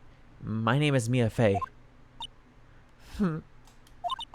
I see. So you are. So you are. Now then, young lady, could you please give us your testimony, please? Oh, please. Oh my god. Yes, Your Honor. I'll do my best. I'll do my best. I was using my camera to take some pictures of wild flowers. Then I noticed there were two people standing up on the suspension bridge. Suddenly, they just started fighting. That's when I hurried and took the photo that shows the crucial moment. And right after that, I called the police. Oh my goodness. By the way, where were you standing when the incident occurred? I believe the map would be of help here. I was standing right over here. I was standing in a beautiful field surrounded by tall cliffs. So you took the photo from that location, huh? I brought the camera I was using at the time, just like Mr. Edgeworth asked me to. Oh no, that was too much like her evil side. I brought the camera I was using at the time, just like Mr. Edgeworth asked me to. Oh, what a cute camera. Yeah, bailiff, can we arrest the judge for hitting on a young child, please? Thank you. Oh god. What is wrong with this guy? Jesus Christ. Oh, what a cute camera. Just like its owner. Camera added to the court record. Alright then, Miss Fay, time for your cross-examination. But I warn you, make the witness cry again and you'll feel the wrath of my gavel. Imagine he's like really demented. Like, but so help me God, if you make the witness cry, you'll feel the wrath of my gavel. I was using my camera to take some pictures of wild flowers. Then I noticed there were two people standing up on the suspension bridge. Suddenly, they just started fighting. do you have any idea what they were fighting about? No. I have no idea. Why do you ask? Why do you ask that? I just thought maybe you overheard what they said.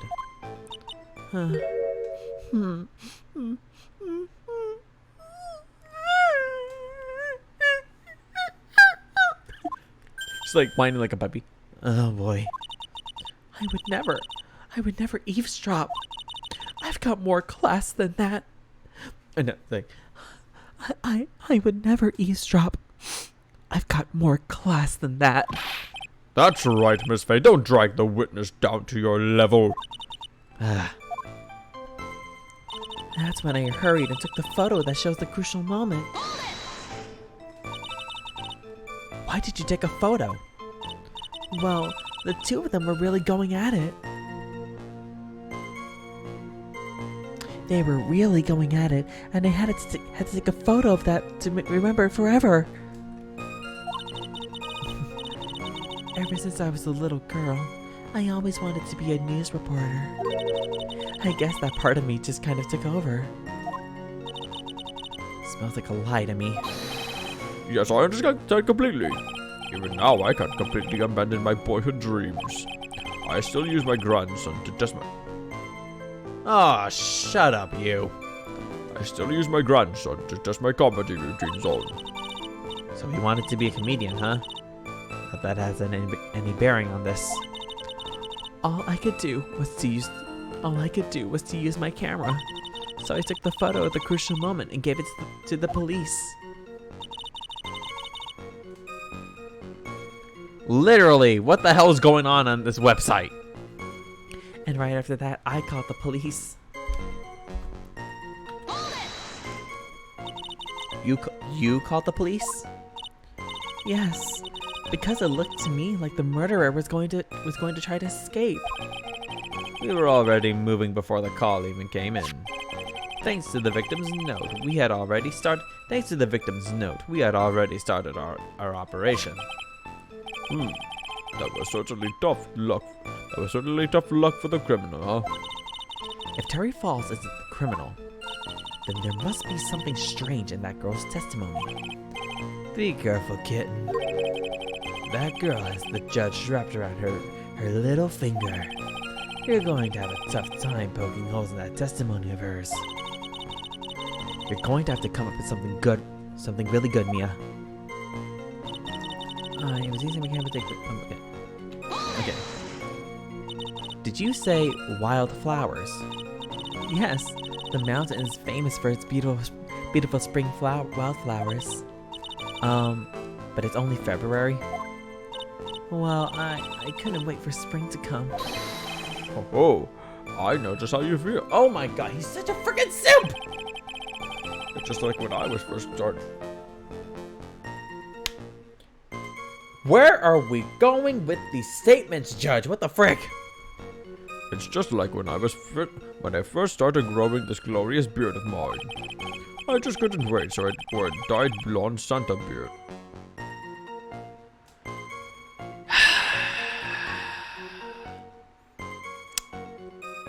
I don't even know anymore, man. I don't even know anymore. I just couldn't wait, so I wore a dyed blonde Santa beard until mine grew in properly. Would you mind if we got back to the facts of the case, Your Honor? Takes a while. Depending on the person, it takes a long time. And some people just can't grow facial hair, which is such a shame for them. Was there anything strange about the two of them? I'm a bad girl. Oh, okay. No. Don't you dare say you're back. I'm a bad girl. I know I am. Okay. I'm gonna hate this, and this is probably gonna ruin me forever. I'm a bad girl. Jesus Christ. Why did I do that? It looked like they were having a really serious conversation up there. So I decided to watch them, like some kind of peeping Tom. No, not at all. Everyone is like that. I love watching other people fight. Judge, what are these statements you are saying? Why is he on here? Honestly, I prefer him over Dumb Judge. But what the frick? And where are these statements coming from? What is he trying to say? I don't get it. Ugh. I love watching other people fight too. In fact, I can't get enough of it. Actually, that's why I took this. Bro, what? Okay, you know what? Never mind. Forget it. Ugh, I don't even know anymore. Actually, that's why I took this job in the first place. Too much info, Your Honor. In any case, it's perfectly natural for you to have kept watching them, especially dressed as they were. Well, anyway, I was watching them very closely. Suddenly, this fighting. Okay, let me see if there's anything that will contradict that evidence.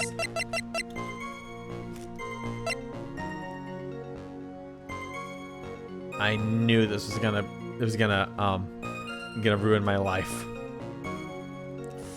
I'm gonna have to take a look at that later.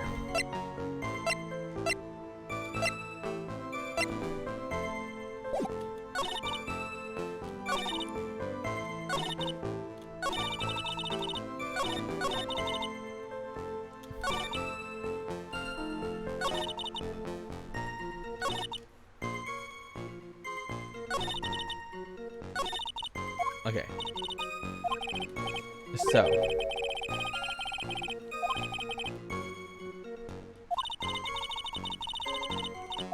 Okay, so what can we use to break her? Because we know that she's lying somewhere. She wasn't using her camera to take pictures of wildflowers. That's the thing.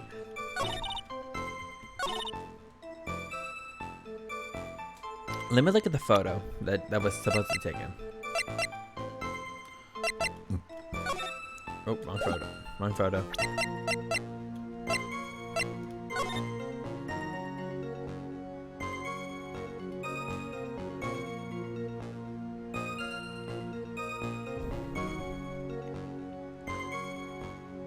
Wait a minute.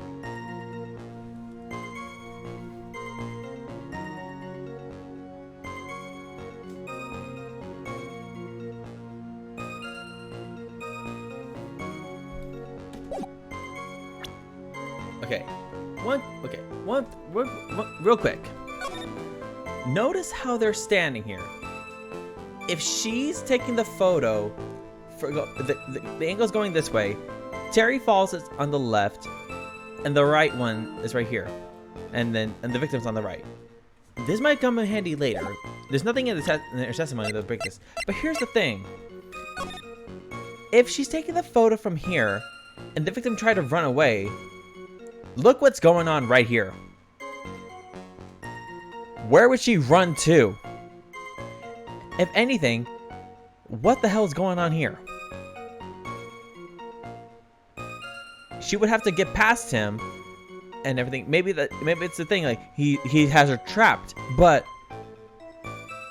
if she turned back, she would have been stuck. I don't know. It's a bit sus to me. That's where I'm getting at with this one.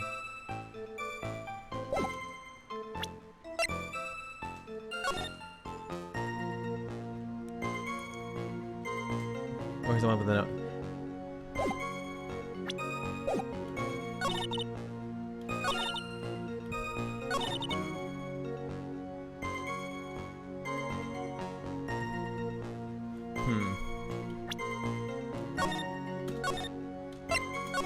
I feel like I need to I need to present something here.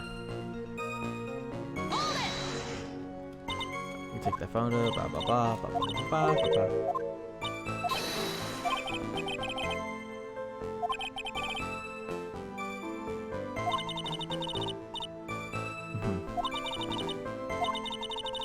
Maybe, well, who knows? We'll have to figure it out soon. Gave it to the police. Took the photo.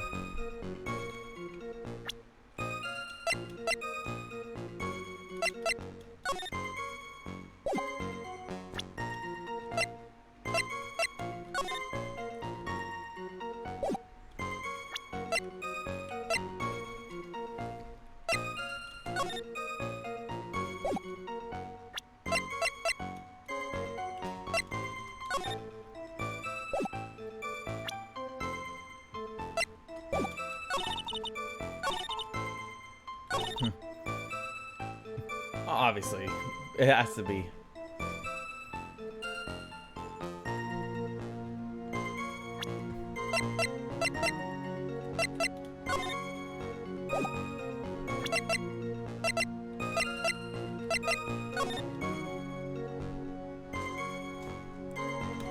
It's kind of tricky though, because on the one hand we have how would I say it? We do know that Dahlia is lying. Well, I mean, sorry.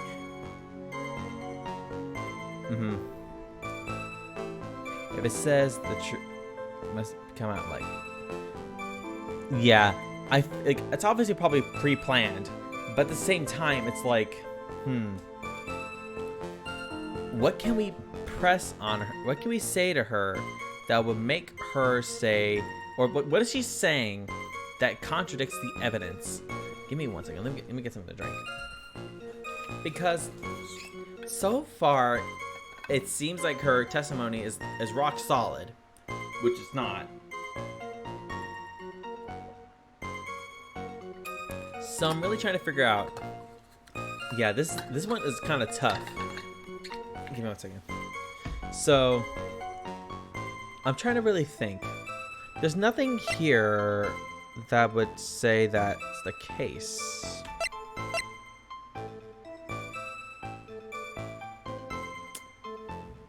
This is a tough one because I'm really trying to think, what could we say?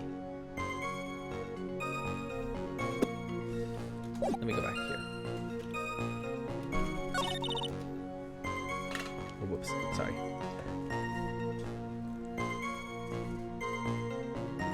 Sorry, I got a text.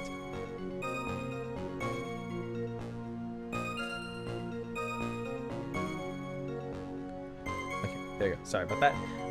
Then there's two people standing up on the suspension bridge. That's not a lie. Suddenly they started fighting.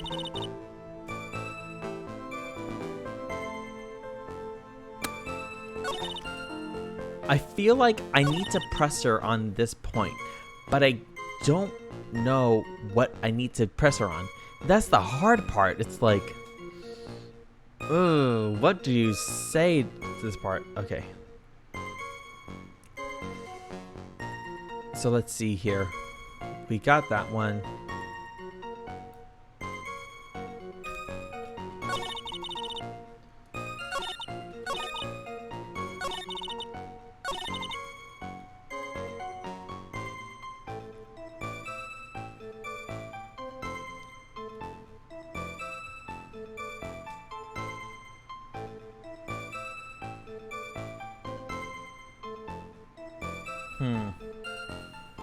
You know what?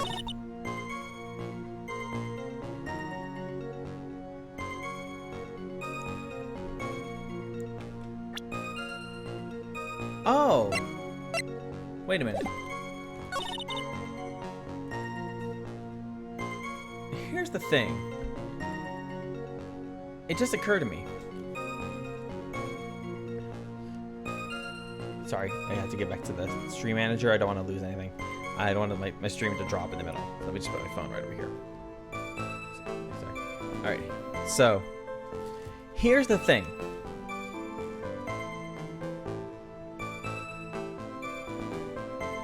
Okay, I think this might be the answer.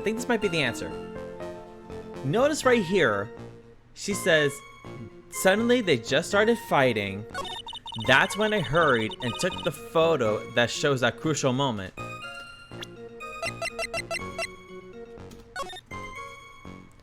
Do they look like they're fighting in this moment? I think I figured it out. Just to be safe, let me do this.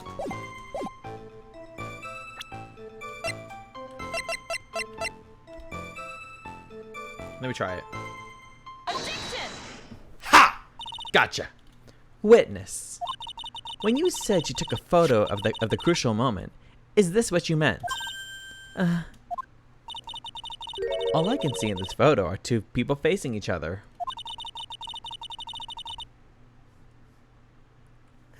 It's okay. I probably figured like something's going on. On either of our end, so it's fine. Hey, it's all good. It's all good. You testified that you saw the two of them starting to fight. Normally, that's the kind of thing we would refer to as a crucial moment. Why haven't you presented a photo like that? Well, you see... The photo we presented was the only one there was. But if you really wanted to capture the crucial moment, then what happened next? You must have taken a photo of it. No.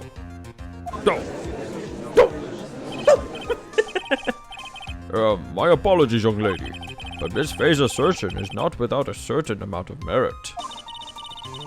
He can certainly downplay his situation, can't he?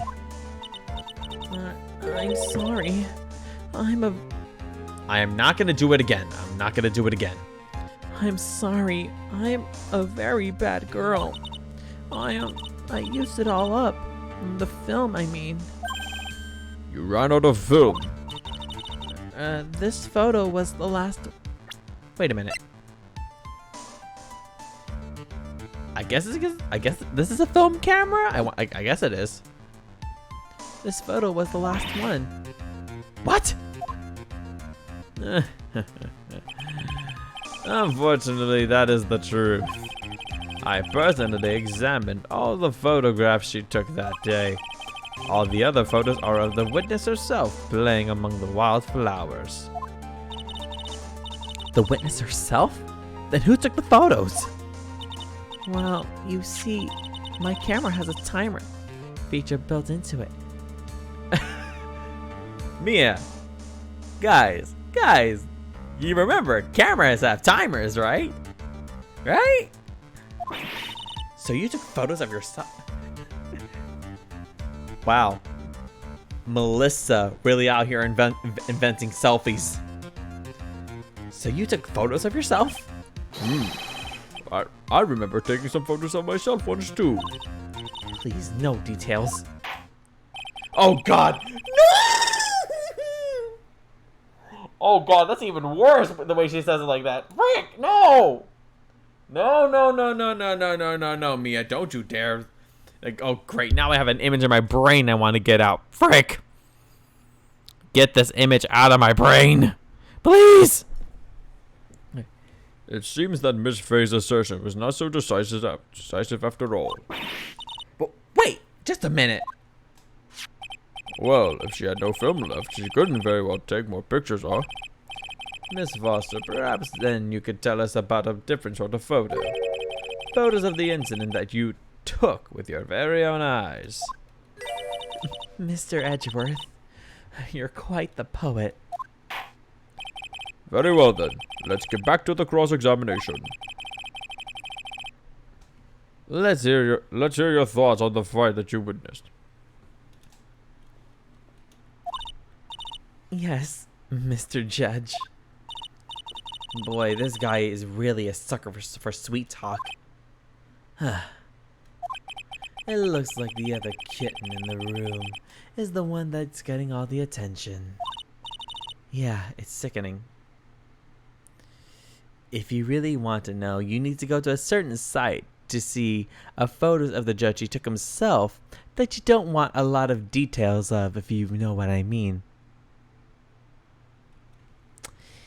Yeah.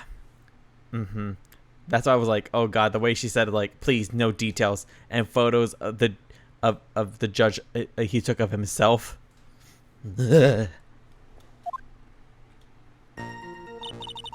I was using my camera to take some... Then I noticed there were some people standing up on the suspension bridge. Suddenly they started fighting.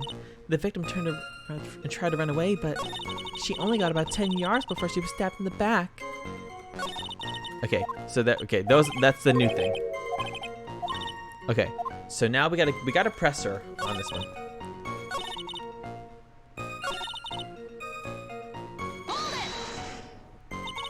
The victim. Why do you think she tried to run away? With her police training, she certainly knew better than to turn her back on a criminal. This was a large, powerful man with a knife.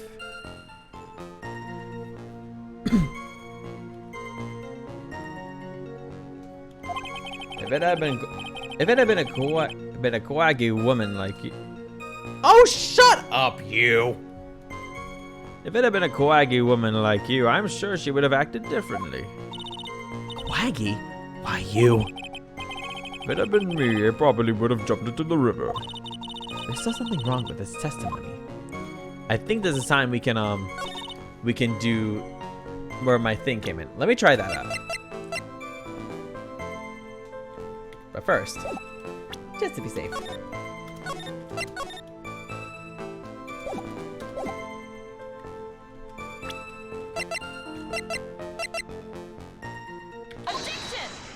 Knew it. Witness, your testimony is a joke. It's a joke. What? But I just... Miss Faye, I thought I warned you not to make the witness cry. One short testimony and two bad contradictions.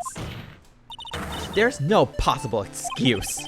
You say there were 2 contradictions? It's simple. Just take a look at the diagram of the area.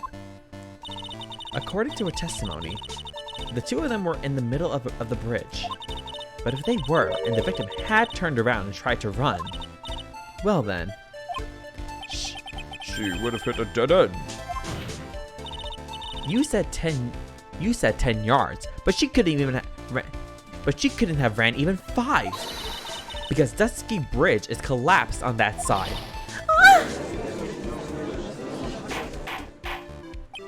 What does all of this mean? It's very simple, Your Honor.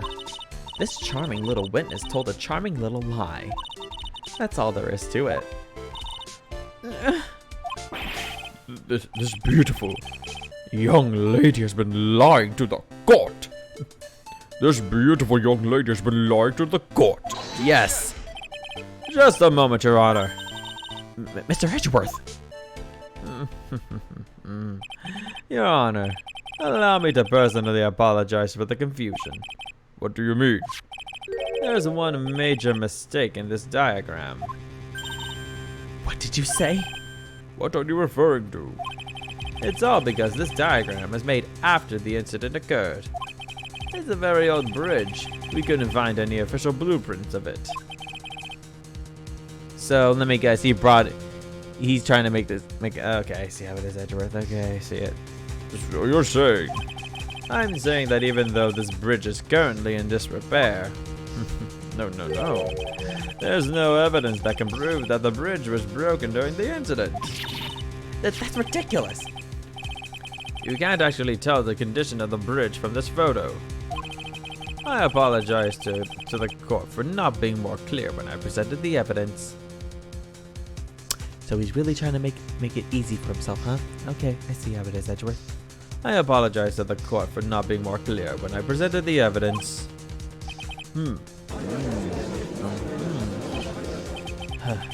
That guy is good. Huh? What do you mean? What do you mean? Huh? What do you mean? He planned it from the beginning. He's a genius, all right. That diagram of the bridge was his insurance policy. What? That coward! Well, Miss Faye, it seems you once again made a reckless accusation. Huh? I'm so sorry. I should have been more careful myself. No. It wasn't your fault. It wasn't your fault at all. Now then, shall we go on with the trial? I'd like to establish for once and for all what it was that the witness actually saw. Indeed. All right, young lady. May I ask you to please proceed with your testimony? But it's so hard to go on. My heart will go on and on. We're all on your side, Miss Foster. Except Miss Faye. There's no need to worry. Just tell us what you saw. Yes, sir.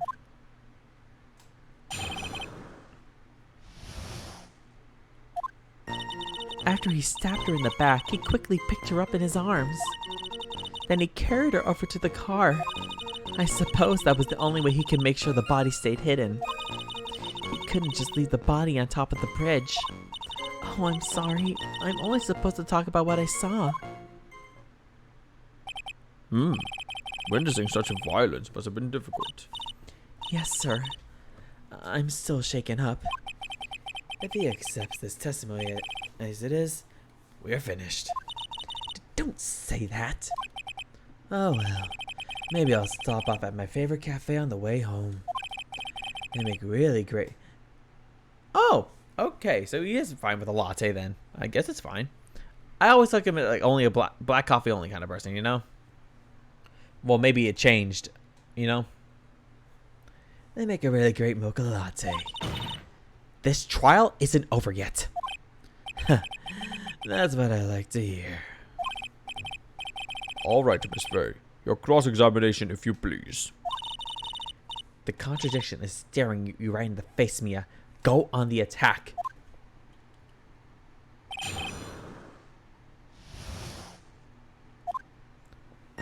After he stabbed her in the back, he quickly picked her up in his arms.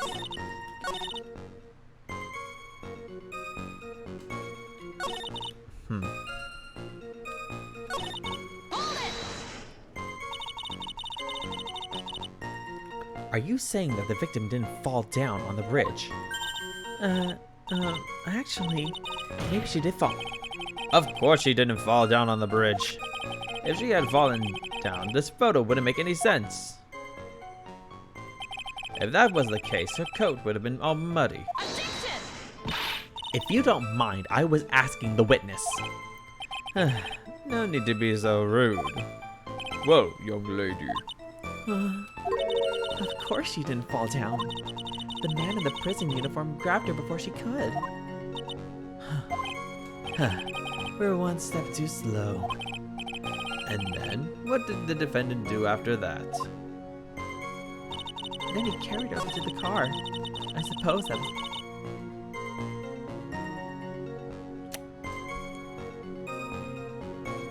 Okay, here's the funny thing. I think I have something that will help us. The only way he could have made her make the body hard, make sure the body stay hidden. Gee, if they're on a bridge 40 feet over a river with a strong current. Gee, I wonder what you could possibly do. Huh? I think this is it.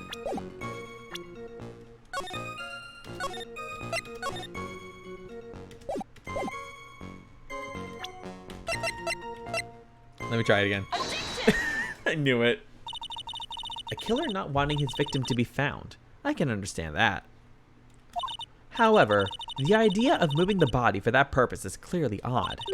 There was a much easier way to make sure the body wasn't found. What? Well, what is it? Take another look at the map of the area, and you'll see how. There's a river right below the bridge. Earlier, Mr. Edgeworth pointed out something interesting about the river. For those who are not aware, the Eagle River is well known for its powerful current. Most bodies have fallen are never recovered. Oh. In the kidnapping case 5 years ago, the victim's body was carried away, In the kidnapping case 5 years ago, the victim's body was carried away and never found. If 10 murders were to occur at that same spot above the Eagle River, you can bet your boots that every other killer would have tossed the body in the water. Order! I'm not sure if I care for the way you put that, Miss Faye. Give me 1 second. I got a voicemail from my grandma.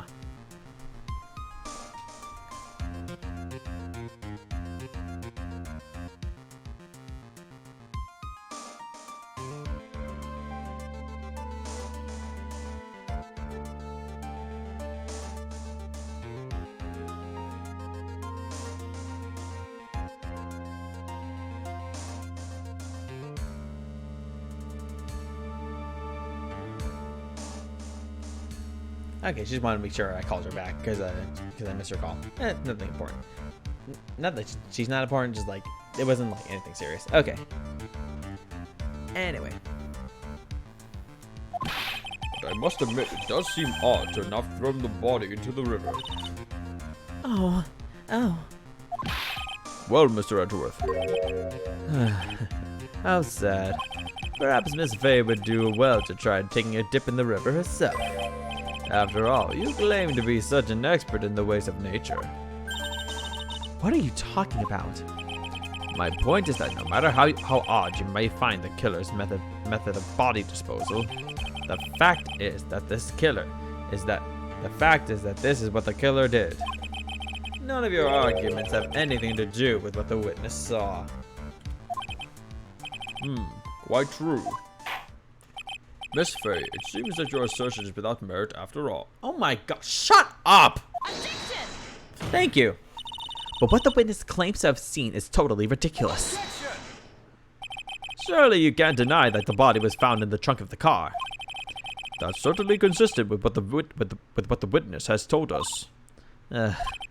Please, witness, go on with your testimony. I'll try. All you have to do is tell us only. All you have to do is tell us only what you saw. So don't worry. Otherwise, the mean lady might yell at you again. Why am I talking like this? Who is he talking about? All right, I'll do my best. It's tighter in the back. Okay, we gotta find. Okay, let's see what the chats. Killer broke into the trunk of the stolen car, hid the body in there. Then he carried it. He couldn't just leave the body on top of the bridge. Oh, I'm sorry. Okay.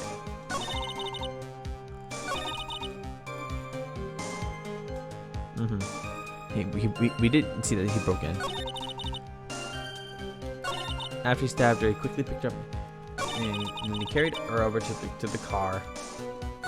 Then the killer broke into the trunk of the stolen car, hid the body in there. He couldn't just leave the body on top of the bridge.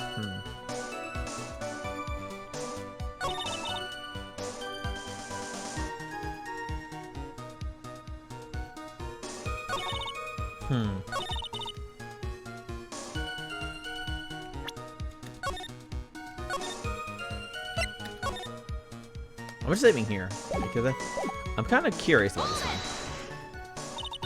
What did the man do then? Well, naturally, he got in the car and was about to flee. That's when I came to my senses. I said to myself, you have to call the police. And so that's when you called the police.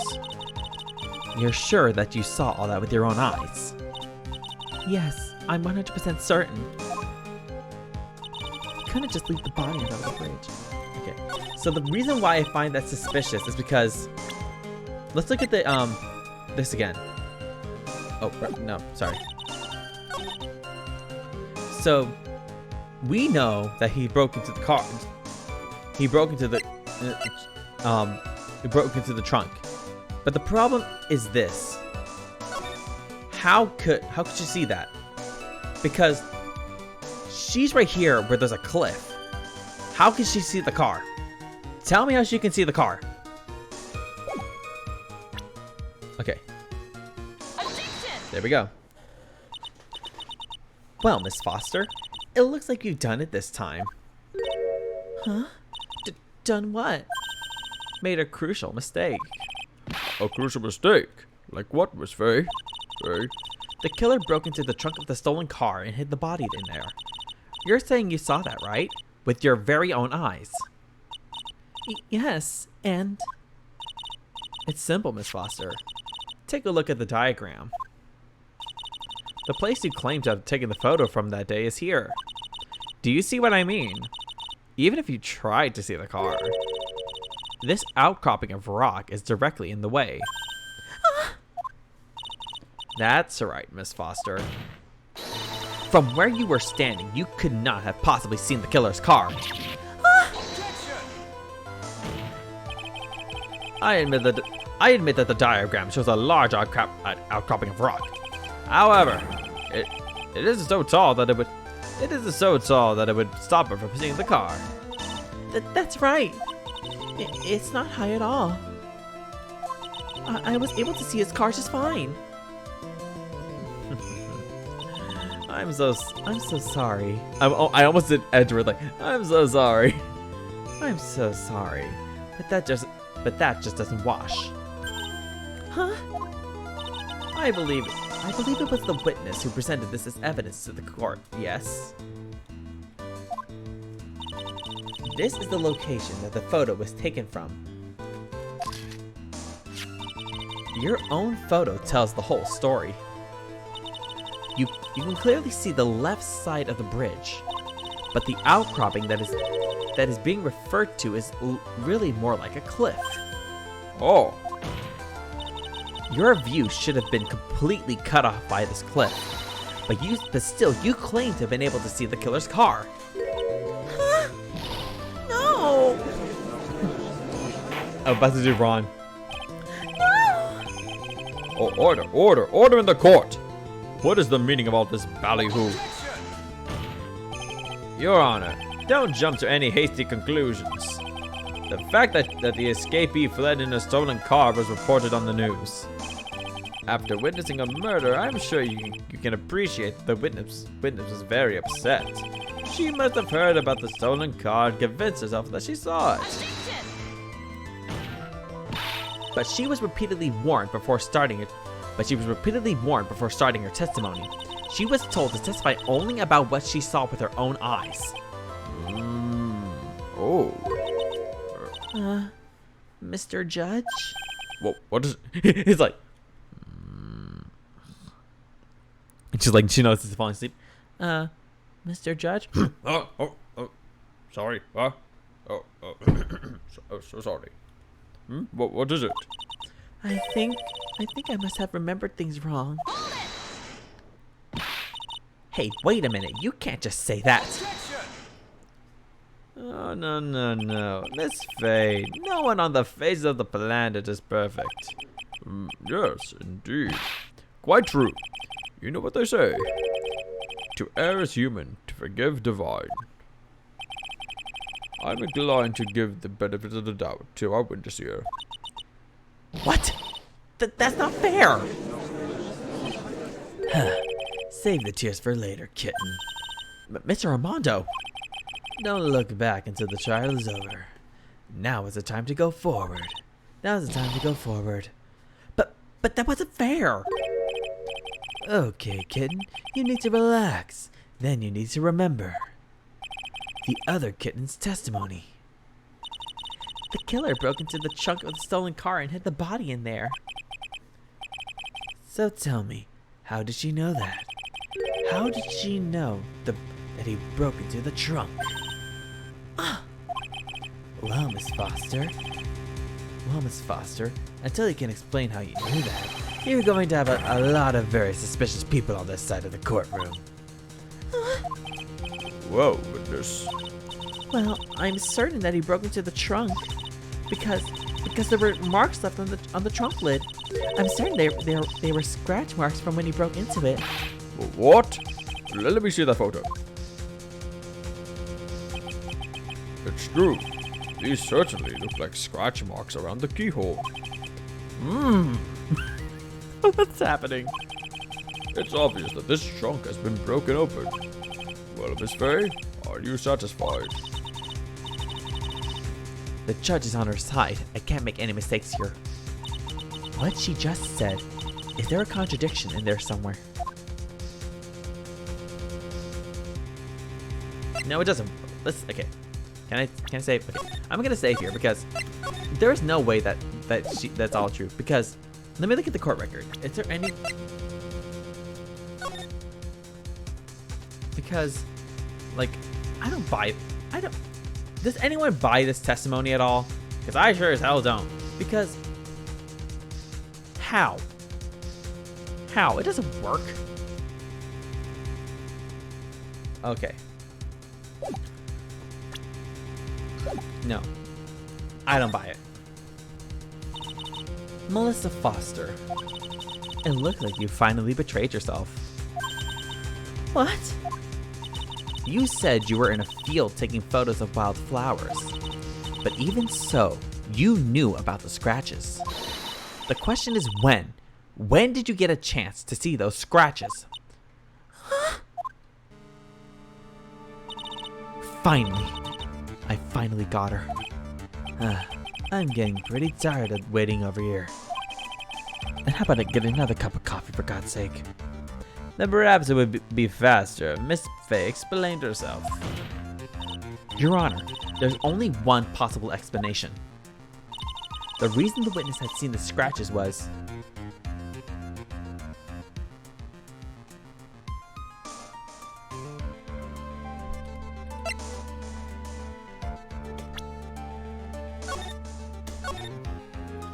Yeah, that's right. I'm about to do this. I'm about to accuse her of putting the body in the car. Let's go. There's only one way that the witness had the chance to see those scratches. Yes? What is it? Naturally, when she opened the trunk and stuffed the corpse in herself. The person who really hid the body in the trunk of that car was Melissa Foster. It was you that did it, wasn't it? That's ridiculous. I can never. I think I chose the right one. I think I chose the right answer! It was the man in the prison garb. He's the one that... I don't think so, Miss Foster. If Mr. Falls had been the one that put the corpse in the trunk, he would have simply used the car key. There was no need to break it open. That's right! All he did was jack the people! All he did was jack the car. The people never took the car keys out. He still has the keys! But he stole the car.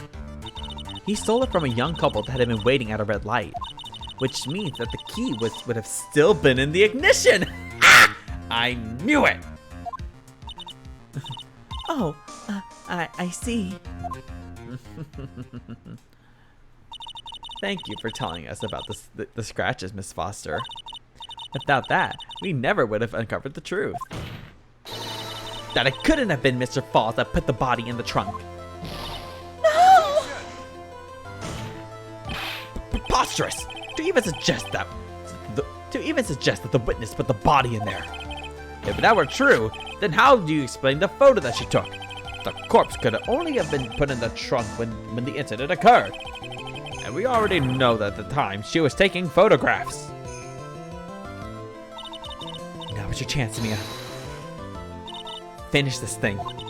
On the contrary, I'm not so certain about that anymore, Mr. Edgeworth. There's no need to think too deeply about it. What I'm saying is that the shutter for this may not have been pushed by Miss Foster herself.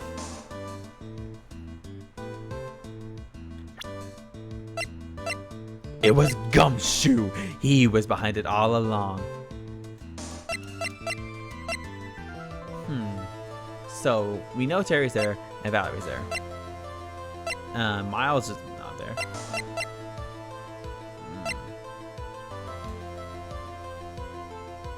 Well, we know. Oh, that's right. Duh. What am I doing?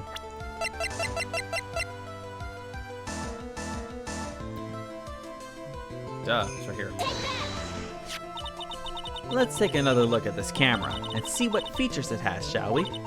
It has a timer built into it, even a mini tripod. Why? It's almost as if she had brought this camera to just to take this picture. What are you trying to say then, Miss Faye? Well, we don't know that it's Dahlia yet. We only know her as Miss Foster. That when the crime occurred, Miss Foster wasn't in the. That when the crime occurred, Miss Foster wasn't in the field as she claimed. Well, if she really did use the camera's auto timer, then the answer is yes. She was somewhere else. Exactly. She was not in the field. Would the defense please explain further? Listen, this is a crucial point. Where was Miss Foster when the incident occurred? Yeah, true. At least she got a perfect shot. You gotta admit, that's better than people who had face cams during the Zoom calls.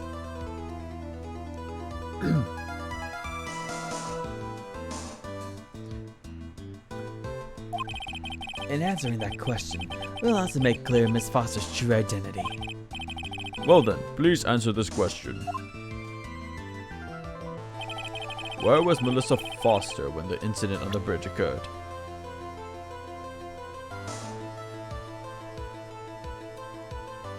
Let's say she was here. I want to say here.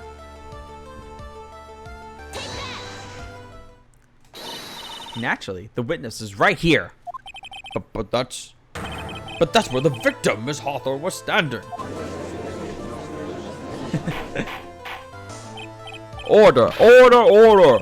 Miss Faye, what on earth? Your Honor, if I may. After parting with the victim on the bridge,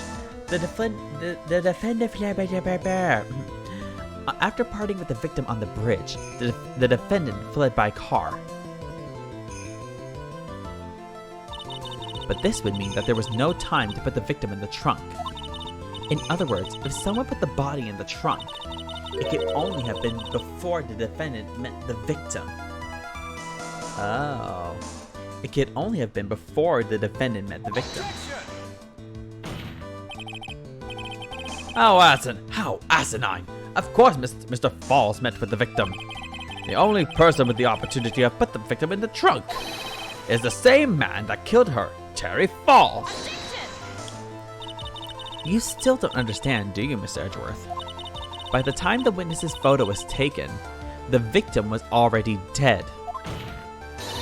The person in the photo was not Valerie Hawthorne. What? I've never heard anything more ridiculous in my entire life! Then who exactly is the victim in this photo? Well, isn't it obvious? It's obvious, isn't it? It's your own witness.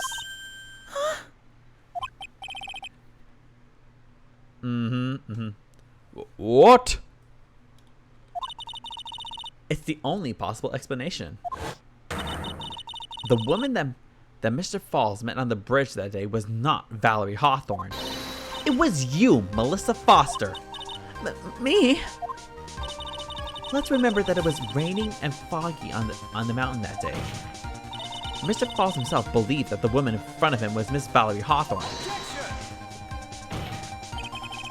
But the defendant knew Valerie Hawthorne very well. After all, she was the woman whose testimony helped get him convicted. But since then, my client has spent 5 hard years in federal penitentiary. He couldn't remember exactly what she looked like anymore. You are just making this up as you go along. Where's your proof? I've got it all right here. This piece of evidence will let this case wide open. At the time of the incident, Mr. Falls had forgotten that of Valerie Hawthorne looked like.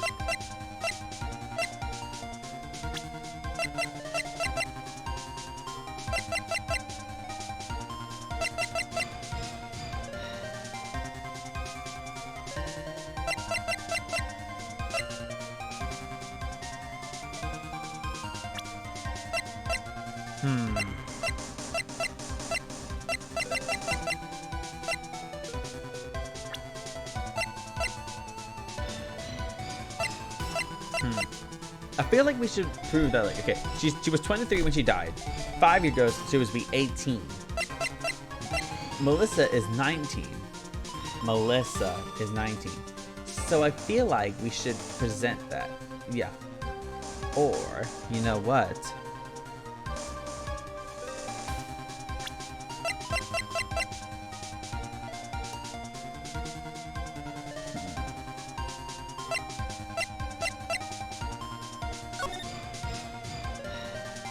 Oh, duh. Right there. You're right. It is the note. Because he didn't remember what you looked like. So... right there. Thank you. You helped me out.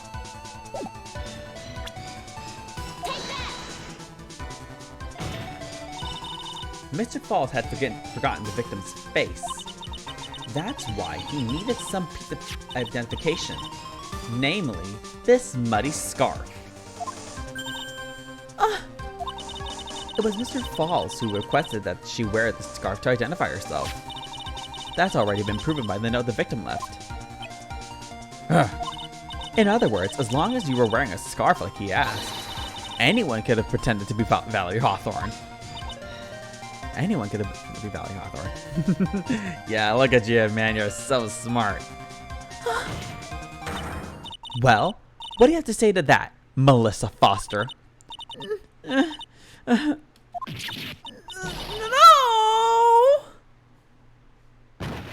Oh, she passed out.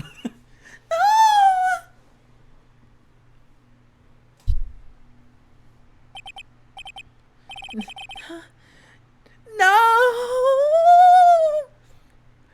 You tried being me, a guy, doing a high-pitched girl voice, trying to scream. Scream no. It is so hard, especially when it's the nugs. The ns. It's hard, okay? You try doing that. Where's Miss Foster? She's collecting herself in the lobby. No!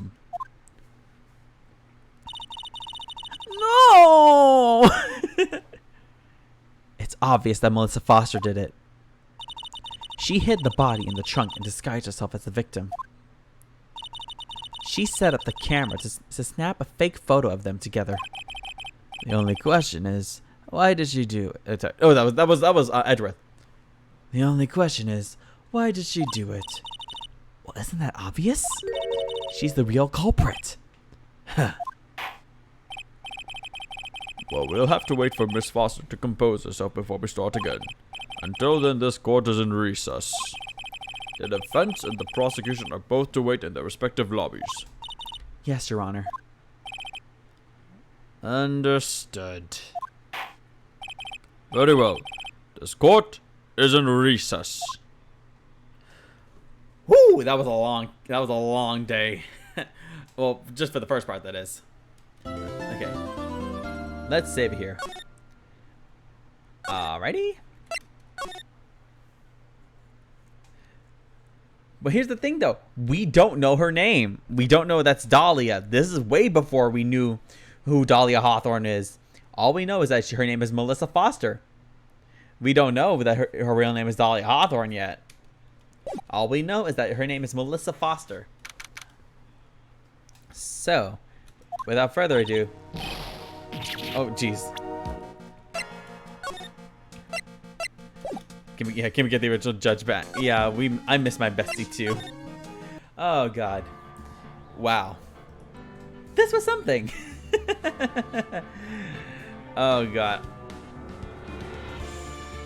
It's been a while since I've had like such a raw beginning to not like a I wouldn't say raw beginning.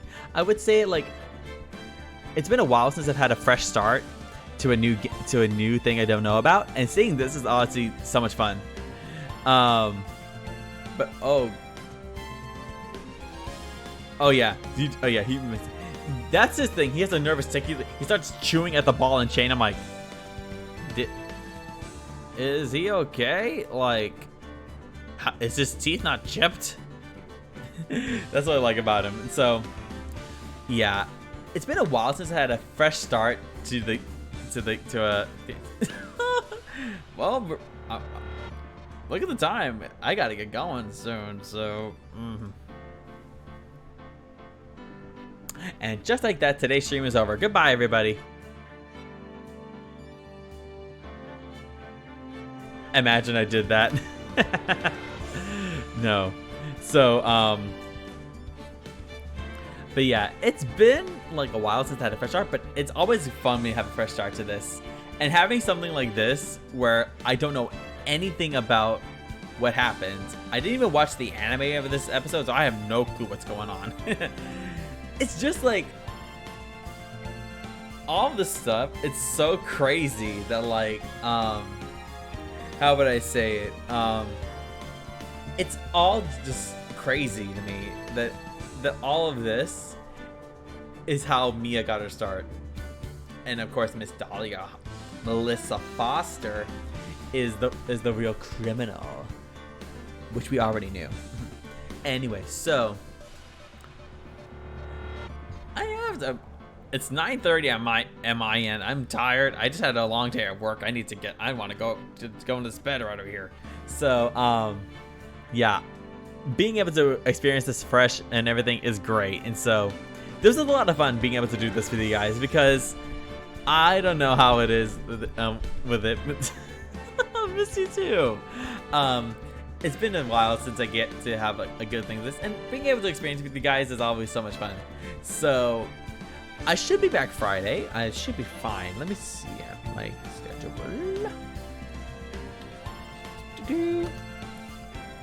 Yeah, I should be fine. I should be able to come back on Sunday, Friday at 7 p.m. on Friday. I should be back. I should be back at my normal time. I don't have anything going on, so Friday at 7 p.m. I should be back. We'll go through to the end of the trial and do that. I love you too, Taikoda. So we'll get through to the end of the case on. You say it's abandonment, but I come back every time. Okay, Like, you say it's abandonment, it ain't abandonment. You know I'm gonna be coming back. Come on, come on. So, I should be back Friday, 7 p.m. I will be back then, and we'll continue this case then. So until then, guys, thank you everyone for coming in today, especially you, Psycho. It's always great having you in here. I'll be back Friday at 7 p.m. like I just said. If anything happens, I will have a post in my story on my Instagram saying that the time will be pushed, or it's going to be the same as usual. So it'll be there. I would say until then. So I guess if you feel like it is, maybe, who knows. So until then, guys, thank you for coming in today. Have a good rest of your night, and I'll see you later. Bye.